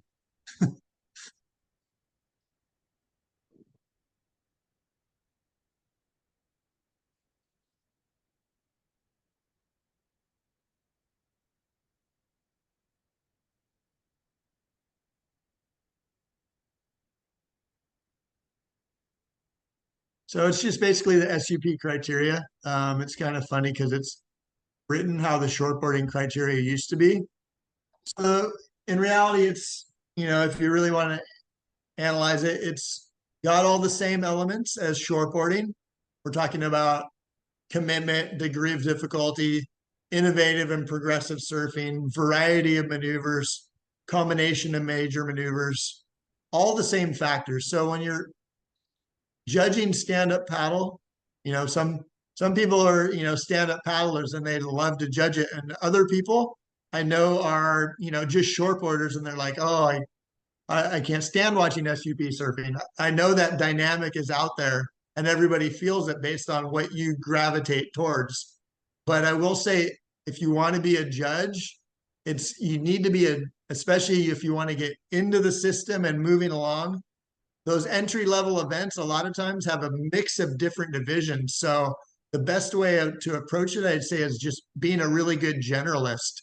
So if you, gravitate towards shortboarding, you also need to understand how to judge longboarding and SUP and everything else that goes along with it, even bodyboarding and parasurf. So, you see all those same elements in there, but the one really big difference is right there in the second line, using the paddle as a key tool. And that's the big difference. And so, yeah, right that it says that. Oh no, right down here, use of, and then down towards the bottom, wave negotiation and use of the paddle to increase the intensity of the maneuvers. So like I said, everything is basically the same. And it's really about analyzing how they, some of them, we're going to watch a few exchanges and you can see some of the SUP paddlers, stand-up paddlers, they're just surfing the board like they're surfing a really big surfboard, big shortboard. And then other ones, like when they're bottom turning, they take the paddle and it's like they spike it and use it as like a point of pivot and turn on the pivot to get more, inside rail off of the bottom turn. And then when they get back to the top turn, it's like, then they flip the paddle over to the other side and they pivot back down. So they're using it as like a point of reference to get more power out of their maneuvers. And so when you see that, then that's true stand-up paddle surfing. And that's when you really need to reward it. Something else that came at the bottom of the judging criteria, and it's always kind of funny. You know, normally in shortboarding and longboarding, like everybody's in the prone position, they're paddling. And when does a wave become a wave? When the hands leave the rails. That's when you start scoring. But guess what? They're already standing, or they should be already standing, because there's other, you know, there's penalties in the rule book if you're like sitting on your board in the lineup, or you're, you know, paddling on your knees or laying back down. It's, I would say it's called stand-up paddle for a reason. It's not knee paddle or prone paddle. So we try to have, you know, there's certain penalties where if you're not in the standing position, then you can get a warning, then you can get an interference, you can get 2 interferences. So there's penalties applied to that that don't normally come out in shortboarding and longboarding. But when does a ride become a ride? It's a similar comparison in bodyboarding as well, because in bodyboarding, they're not always getting up to their feet. So in stand-up paddle and bodyboarding, we always say, and as well some of the para surf divisions as well, because some of those para surfs, the guys actually can't paddle in and they're actually being pushed in. And so usually we say a ride becomes a ride when they're under the power of the wave. So like if that SUP paddler stopped paddling, would they carry on in a forward momentum? Same with the bodyboarding, same with the para surf. So when they're under the power of the wave, that's when a scoring ride becomes a ride. Just a little difference there. Let me go ahead and, oh, perfect. It's already synced up. Show some SUP surfing.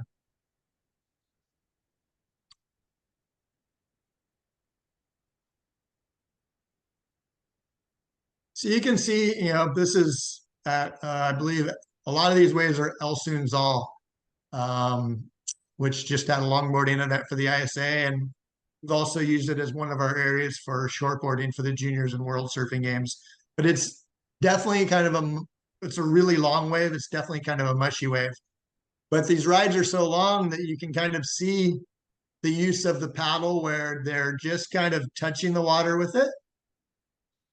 And then you can see other comparisons where they're really using it. Like this guy, when he's going off the bottom, for me, just kind of touches it, drags it. And then but there's some other comparisons where you really see the difference.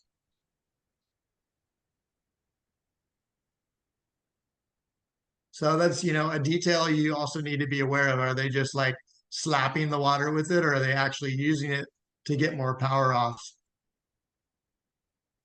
And once again, you're judging the maneuvers, but the use of the paddle is another detail that you need to pay attention to.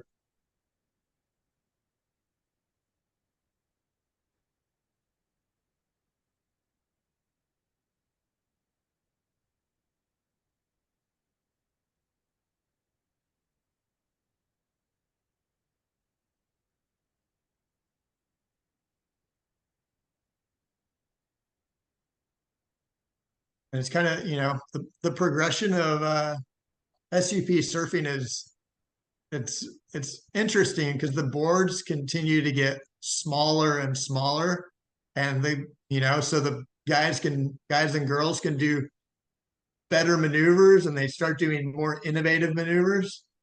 But the smaller the boards get, the harder it is for them to paddle. And sometimes they're standing out the back and they need to keep moving because as soon as they stop, they start sinking. I mean, sometimes they're riding like 6-foot boards that are, you know, 3-4 inches thick, like massive amount of liters, but they're really short in length these days.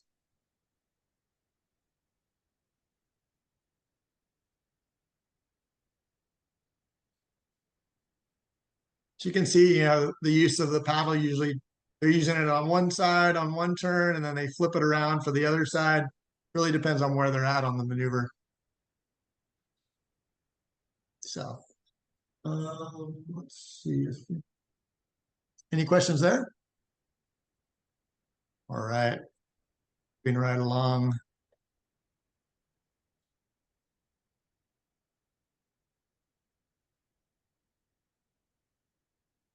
So let's see over here, bodyboard, and what's the other one?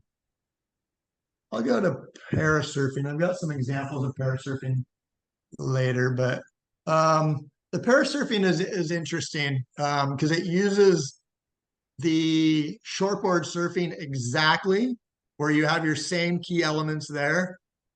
But you know, I've been pretty fortunate to be the director of all the parasurfing events that have happened through the ISA. And I think we're going on probably like 6 years now, and it's super exciting to see it get, you know, closer and closer to Olympics. And these athletes, they're amazing. Like it's the event for me, it's the event you go away with and you feel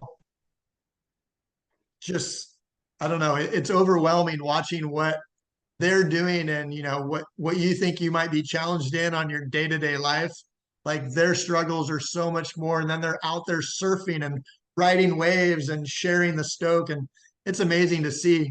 And you know, the judges are always like so stoked to see it, but then it's like the head judge, I remember at one meeting, goes, yeah, it's all, you know, amazing to see, and they're amazing athletes and competitors, but at the same time they are very serious about it. Like they're all there for a world champion, so the judges need to, you know, not always get so caught up in the moment of, wow, this is amazing seeing, you know, how challenged this guy or girl is and what he's doing, but you still have to compare to everybody in the heat. And I think the biggest thing, the biggest challenge, I think, so far for our event and to get it into the Olympics is the amount of different categories. Because you can have, you know, somebody who's fully blind, and then you can have somebody who's partly blind. You can have somebody who has an upper level issue, and they're able to stand, but they're combined in a division with somebody with a lower limb. And you know, then there's full assist. There's so many different divisions, and we really wanted to break it down into everybody's you know, disability. There would probably be 20 or 30, but one of the things with the Paralympics, they want you to do it fairly, but you really need to get your divisions like narrowed down into like 5 or 6. And that's kind of where we're at.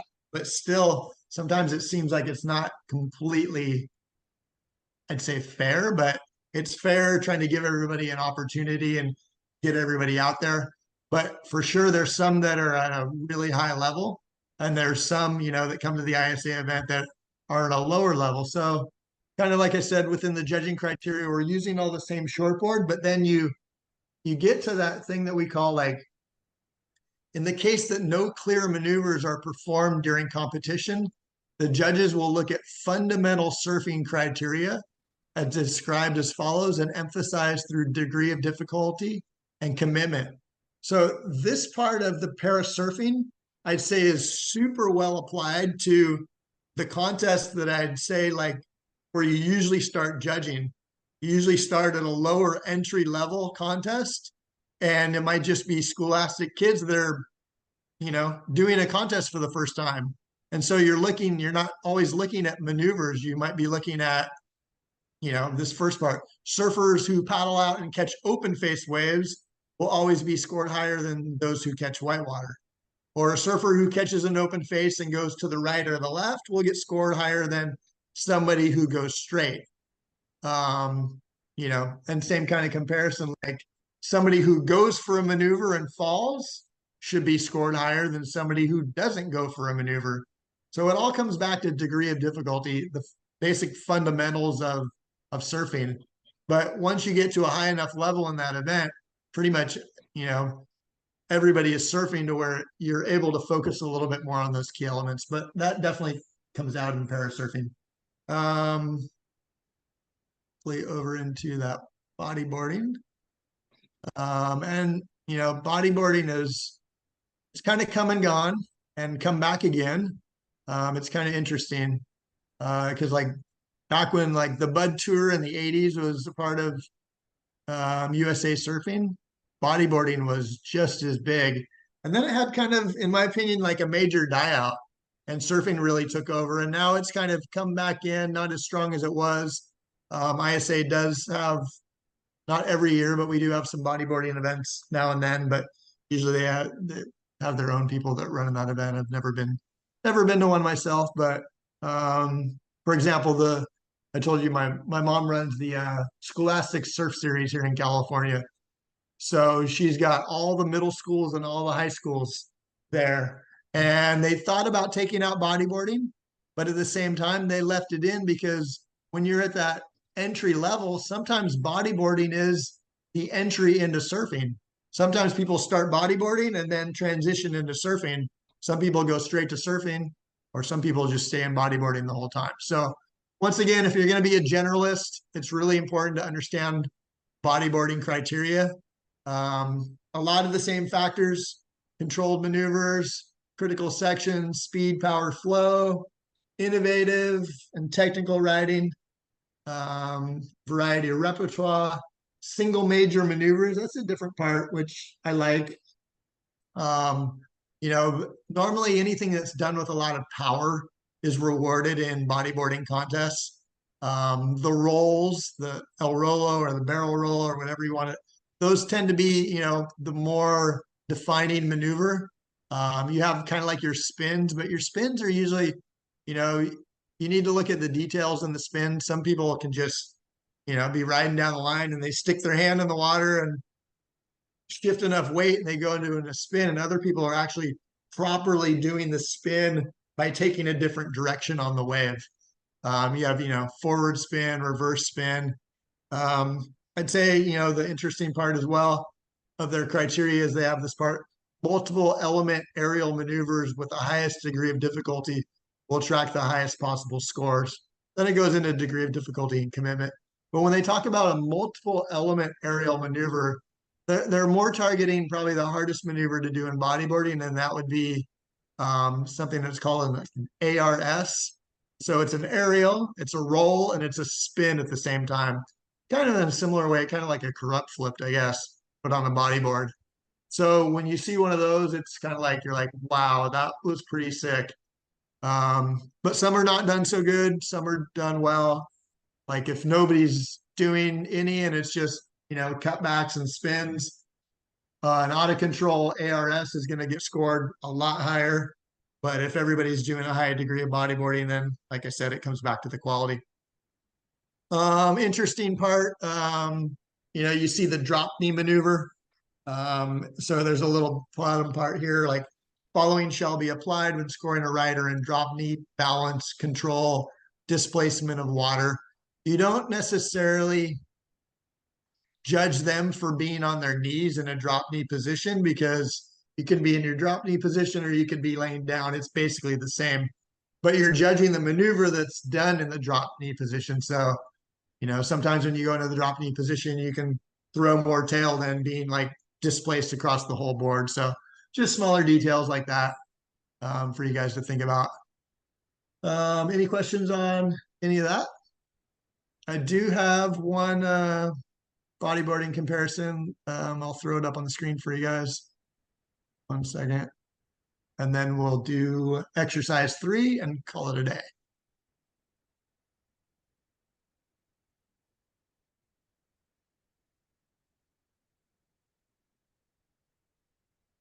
So 2 bodyboarding waves here. One's a right, one is a left. I think they're both in Chile at a wave called Arica, which is sometimes a surfing wave, but it's pretty much a slabby kind of bodyboard wave.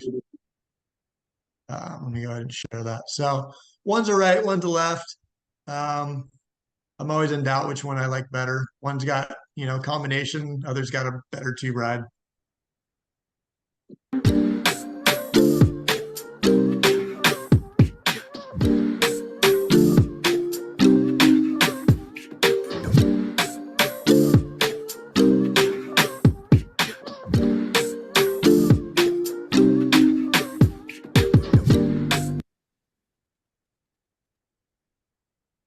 So that one's always interesting. Like I could see, one person liking yellow, the other person liking blue. I definitely like the tube ride better on yellow. it's longer, he's properly positioned, comes out straight out the mouth and just kind of does a little easy cutback. The other guy in blue, it's a nice tube ride. It's not quite as long, but then as he's coming out, then he throws like a barrel roll inside the barrel, which is kind of cool because he goes up the lip and comes down and makes it. So, you know, I could see either side on that one. I'm not totally sold on which one I like. I guess it'd just be what I felt in the moment. All right, so let me go ahead. We're going to go into exercise 3 in your workbooks. And it's going to show, from what I remember, a second.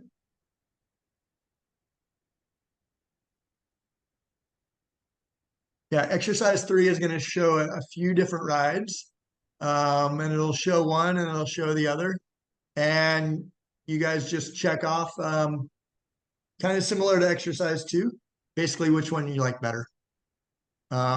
Once again, no right or wrong answer, just trying to get you guys and girls to think. And I still need a second to pull up that video. Sorry, Eric. Just the title of exercise 3 does a comparison, but then writes your scores in the boxes. You're right. Always a tricky part. Yeah. Yeah, let's go ahead and write scores in the box. I've done this exercise both ways, but I think let's go ahead and write scores, and then not only will I know which one you like better, because one score is going to be higher than the other, then I'll know how much you're splitting these by. And so, you know, let me open this up and I'll finish talking. And thanks for bringing that up. That video starts at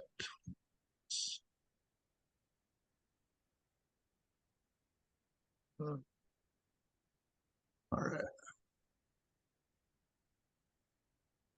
So an interesting thing with judging, and you know, we'll talk about it more tomorrow, but it's, you know, within judging, like I said, you have 100 scores, 0.1 to 10, 100 scores there, and it's like, you know, we have those judging categories, which you break down that scale into those categories, which was in the e-learning course. What are your categories? You have your basically 0 to 2 points. That'd be your poor category. So if you watch the conditions, oh, it's, you know, the conditions are like this, the athletes are like this, that's a poor wave. It should be in that range. Then you have your fair category, your 2 to 4. And then you have your average category, 4 to 6. Then your good category, 6 to 8. And then excellent is pretty much 8 and above. So basically, as a judge, you watch a wave and you're like, oh, okay, that's good surfing for this division and for these conditions. I'm going to go 6.5. And then you see another wave come in. You're like, okay, that other one was good. I'm just calling this one average. I'm going to go 5 points right in the middle. And then it's like, you see another wave and you're like, okay, this is another good wave. Then you got to think, okay, I have a 6.5 already as a good category. Is this better or is this worse than the other one? And not just better or worse, but how much better? Is it half a point better, 0.1 better? Is it 2 points better? And that's when you start, I always say it's a judging jigsaw puzzle. And it's like one wave's here and the other one's there. And then you put that one there and that one there. And you start piecing this puzzle together. And when you look at it at the end, there's your result. And you're not really, when you're judging, thinking about results. You're thinking about wave comparisons. And the best way to start with that wave comparison is this better or worse? And by how much better or worse? And that's, you know, a really good starting place. So Eric, quick question. Yeah. For example, like a poor ride is 0.1 to 1.9 or Yeah, 0.1 to 2? Yeah. Well, it's 1.9 because then we have like with fair ride starting at 2. Does it start at 2 or 2.1? Exactly. That's a good question. It's hard to always say and talk in so many decimals, but technically, yeah, 0.1 to 1.9 is poor. And then the 2 points starts the fair ride, 2 to 3.9. But obviously when you talk to people and you want to go quick, you usually just go to whole numbers. But we've got tons of decimals to work with. So thanks for making that point. Appreciate it. You're welcome. All right. Wave comparisons with scores.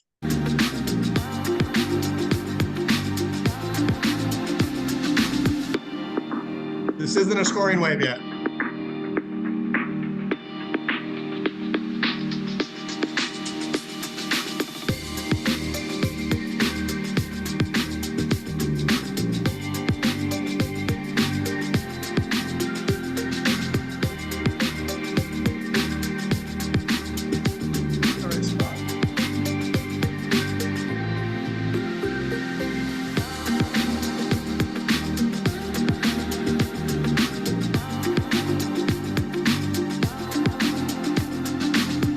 Yeah, so they're just kind of giving you some scores, getting you guys to think.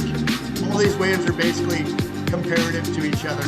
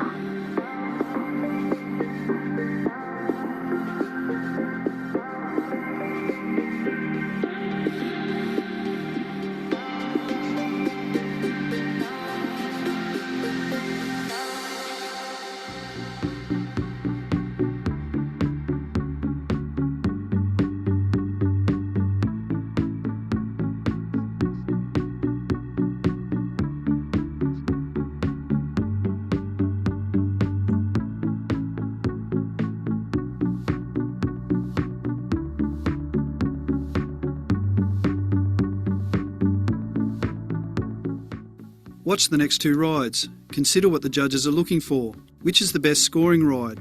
And how much would you separate each wave by when scoring?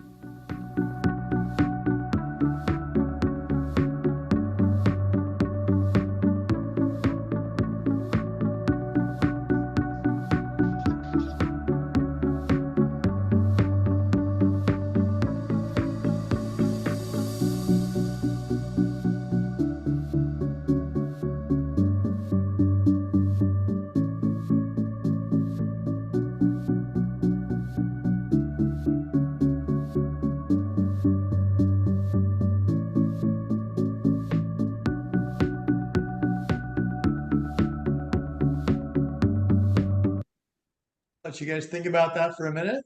But one thing I will say is when you're judging real surf contests, there is no pause.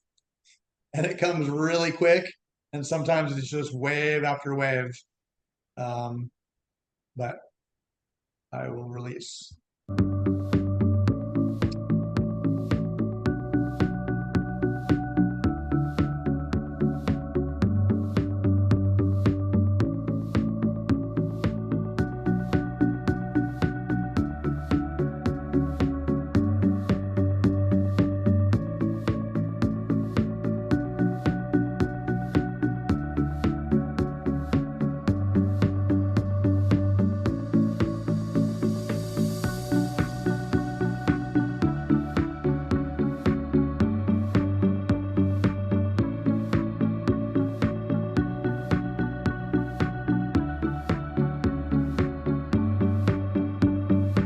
So that would be the first one, wave one and wave two. You got your scores down. And now we're going to go to the next one.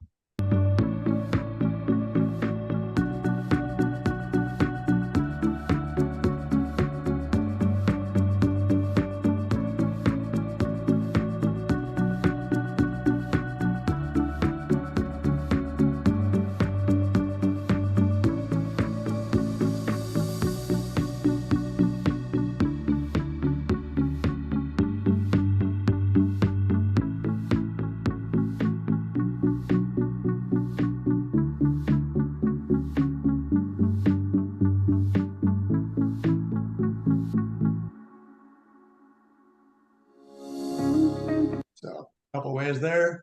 Nick Fanning on the first one, Kelly Slater on the second one. You know, I think both these guys surf amazing. Just there's one wave here that I like so much, and every time I watch it, I like it more and more.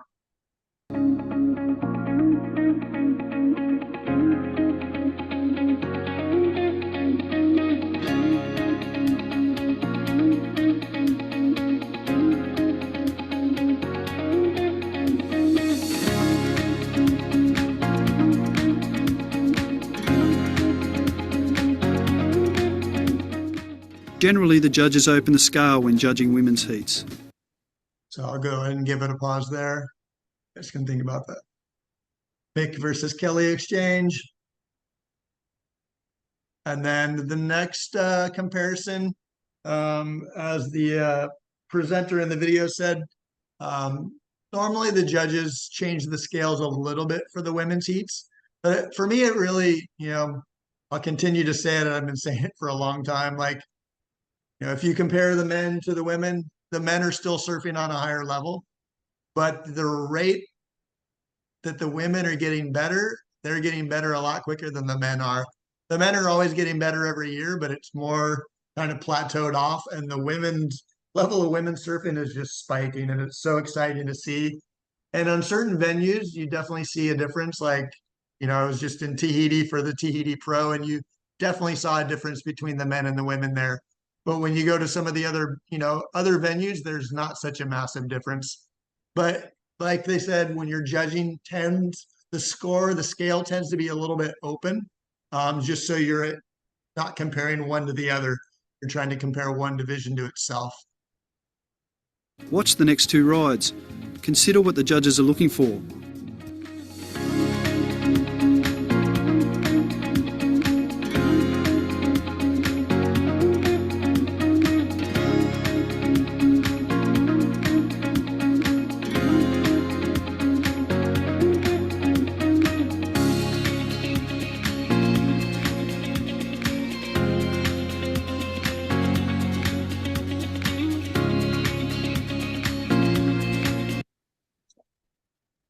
Think about there. Both surf pretty well. See which one you like better, which one you like worse, and by how much.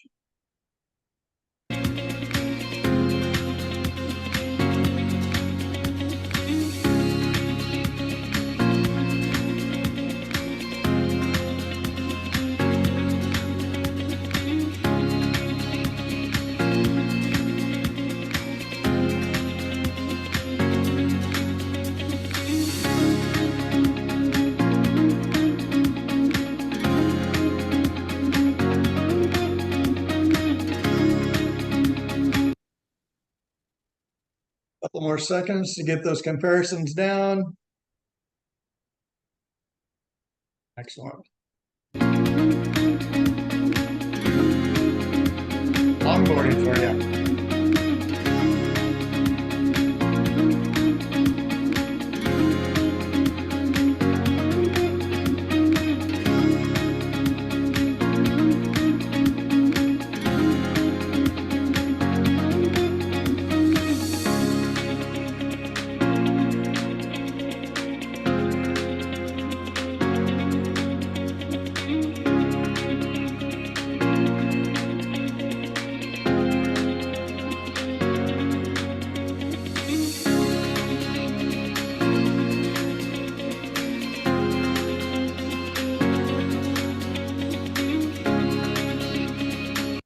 So a couple different waves there.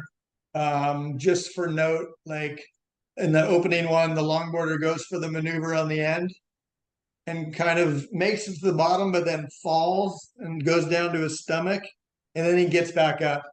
As soon as you go down to your stomach in the middle of the maneuver, then that maneuver is deemed incomplete. You need to be riding on your feet the whole time. You can't go down to your stomach and get back up. It just makes that maneuver invalid. All right, last one.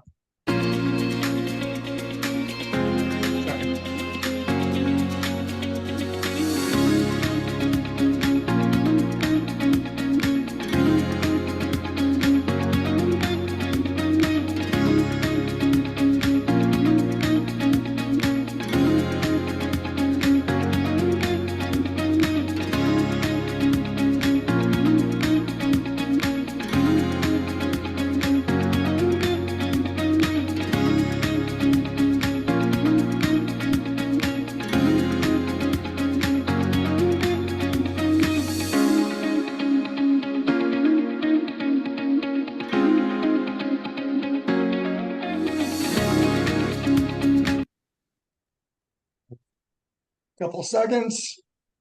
And now the last one. I think it's the SUP exchange.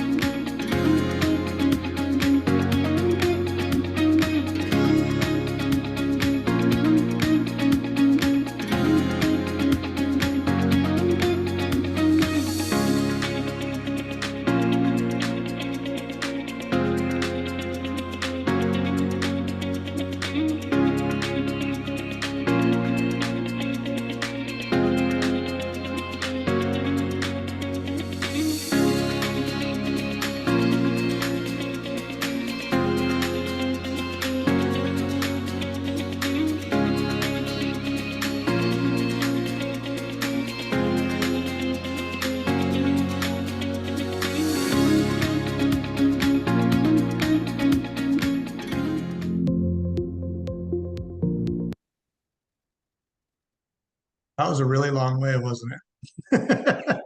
It just kept going and going and going and going. Where was the critical section? It was all out the back. By the end of the wave, it was not much left there in the end, just kept being repetitive maneuvers of the same. So that would be exercise 3.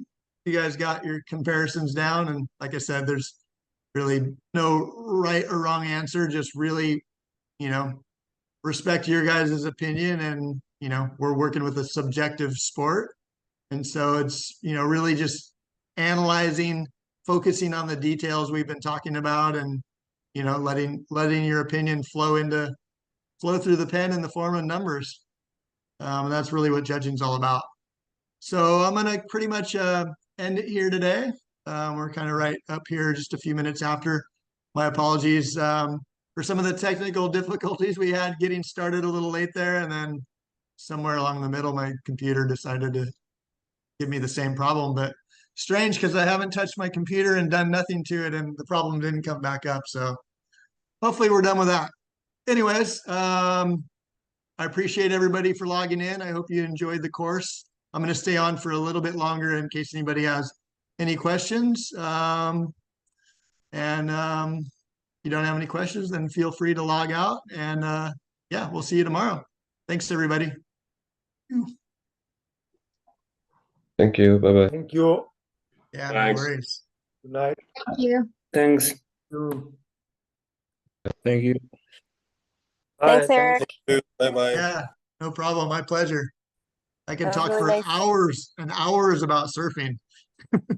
You know what I love is that you just got it so clear, and the information can be received that much better because it's just kind of deep, clear, and it doesn't feel jumbled at all. So we can take all that information because there's so much. Yeah, there is a lot of information, and I'm happy to hear that it is coming out clear, because sometimes I look at it on paper and feel kind of this or that. But yeah, as long as everybody's getting the most of it, because there's a lot, and I wouldn't expect everybody to understand everything. But for me, it's kind of nice because everybody's gotten a piece of the e-learning course, to where there's a lot of stuff there that I don't have to cover. But then I just kind of go back on the stuff that's that much more important. And then tomorrow we're gonna have a lot more like scoring comparisons and things like that. Yeah. Yeah, it was at a nice pace. I liked it. And then the stuff that I keep hearing, I can be like, okay, yes, got it. Okay. Okay, that's important. Right on. And the repetitions are really helpful. Cool. Thanks, Shandy. Thanks. Gracias. Gracias. Erik. Nada. Hi, I have two quick questions, Yeah. if you don't mind. So I was about to ask about the longboarding. Like I'm not very much into longboarding, more into shortboards, but I was curious. The first guy looked like he was riding a shortboard on the wave, so his style is way more aggressive, and I didn't see any classic moves from him. Does this influence the scores? Is this important that he's like riding the longboard like a shortboard? Yeah, it completely influences it because, like I said, it's traditional longboarding. So if there's no elements of traditional longboarding, the score should be relatively low. For me, in that comparison in the end, what really draws it back is in the first half of the wave, it's the guy's riding a 9-foot longboard and he's like hopping. Yeah. I'm like, there's no reason to be hopping a 9-foot longboard while you're on longboard. But I mean, then there's a few other things, but you're not going to go as low as like an up and down, like a 1 or, but you're going to keep it separate from somebody that is surfing more to the criteria. Okay, cool. Good to know. Thanks. And For there's just one more quick question. Like we did this exercise, the last one, and it's like I was imagining I was scoring the first wave of the heat or first 2 waves of the heat. And I chose the scores just the holes and halves without any like 0.2 or 0.4. Is Yep. it correct? Yeah, I mean, I really encourage judges when they start, like the first thing is go to your categories. Is this poor, fair, good, or excellent? That's the best place to start. And then from there, you want to start with whole and half numbers. I'm going to, point this out tomorrow, but it's a really important, especially because if you start thinking, oh, this is a 6.1. Well, why isn't it a 6? Because then you can go 6.5. And then if there's something in the middle, you can go 6.2. And then if there's something in the middle of that, you can go 6.1. So if you can spread it out a little bit more and not like overthink it, the holes and the halves are the best places to start. And then when you have tighter comparisons, then you use your decimals. Okay, cool. Thank you so much for your answer. No worries. Have a good day. We're here are going to have a good night already. So all right. Yeah. Thanks so much for the webinar. See you tomorrow. No worries. Thank you.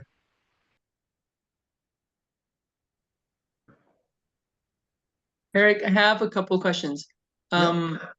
We are trying to promote the longboarding a little more, and we've had questions from parents with the criteria of the selecting the board. I know already someone asked about like logging versus longboarding, which I had not seen already on the document.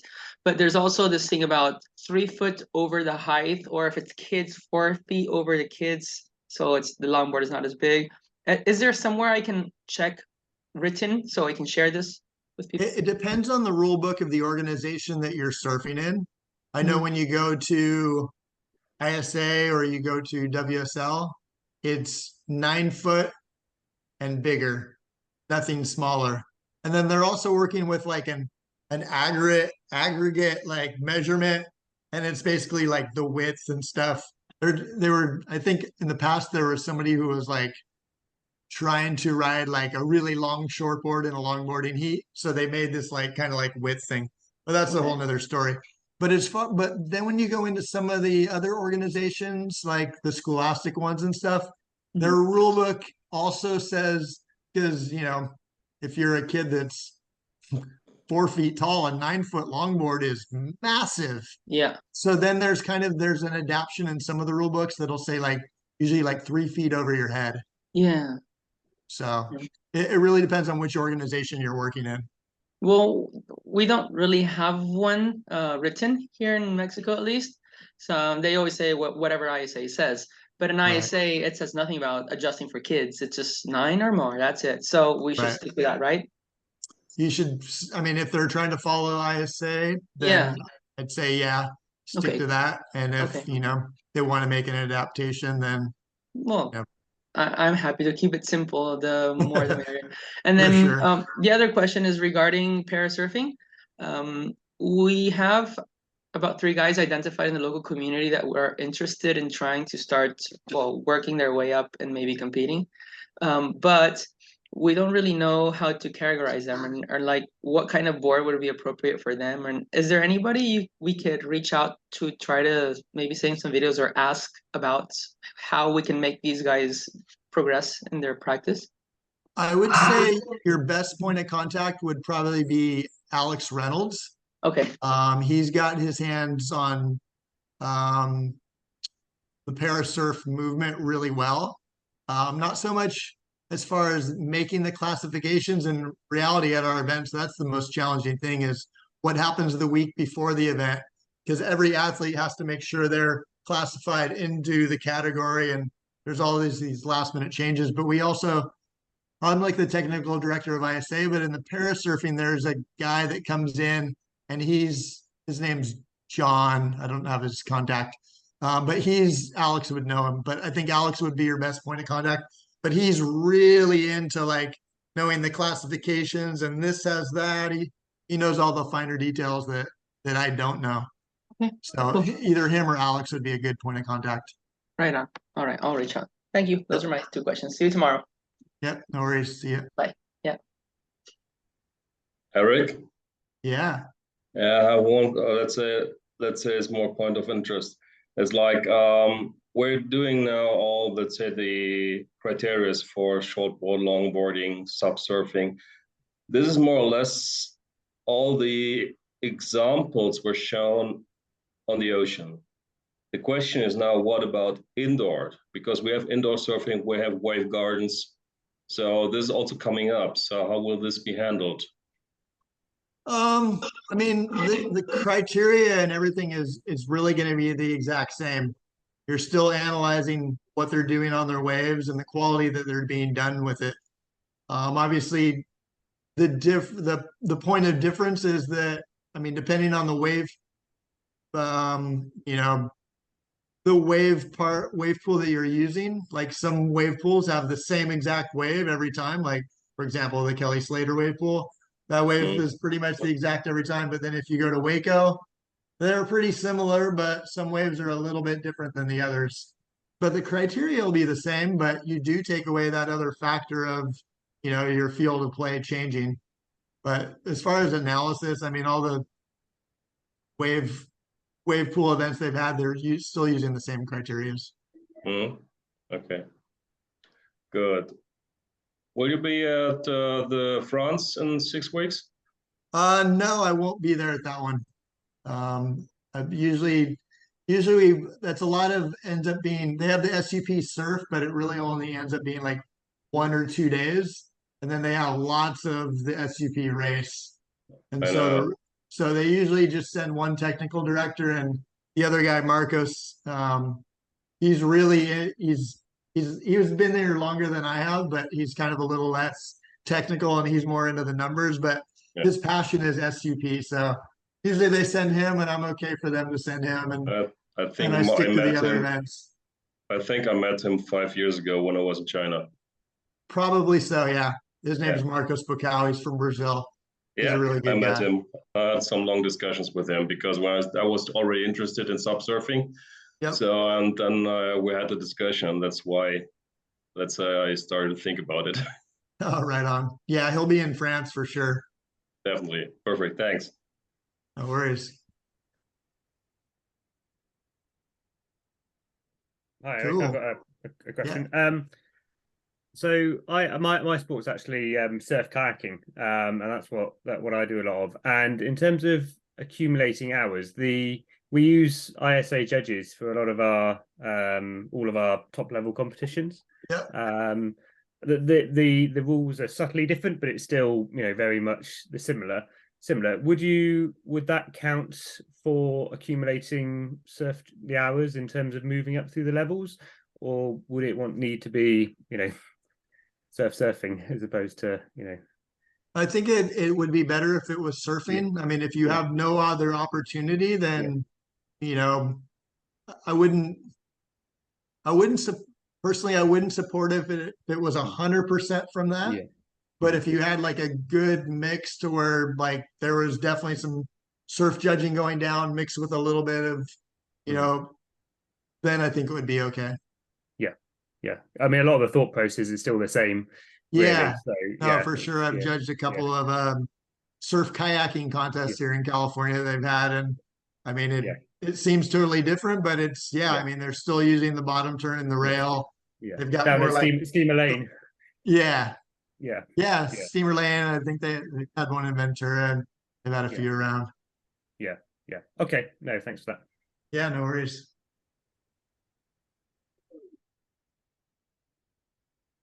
Hey Eric, me again. Yeah, Axel. Yeah, just we get this question also. I mean, not a lot, but we do get the question in terms of the variety versus like solid maneuvers. Like we had an example of a video of I think it was J Bay, and there was this surfer does 3 solid high hacks. Like it's repetitive, but they're very solid. And then the next one does first solid, the second one is good, but not as solid, and then third one is the same hack. So how do you compare repetition versus variety? And because I've seen in events that repetition gets rewarded if it's like really solid versus just that sort of like where the question's going, if you can comment. Yeah, and I mean I've mentioned it before, and if I don't answer it clear enough, then just let me know. But kind of like what I was saying, when it's repetition, but it's repetition of good surfing, it doesn't really get held down, even if it's repetitive. I mean, repetitive good surfing is good surfing, but variety of good surfing, a little bit better. So, I mean, that's kind of how that comparison goes there without, seeing the maneuvers and how it was analyzed and how, weak the one maneuver was with the others. And, it's always kind of like that. Yeah. All right. Thanks. Yep.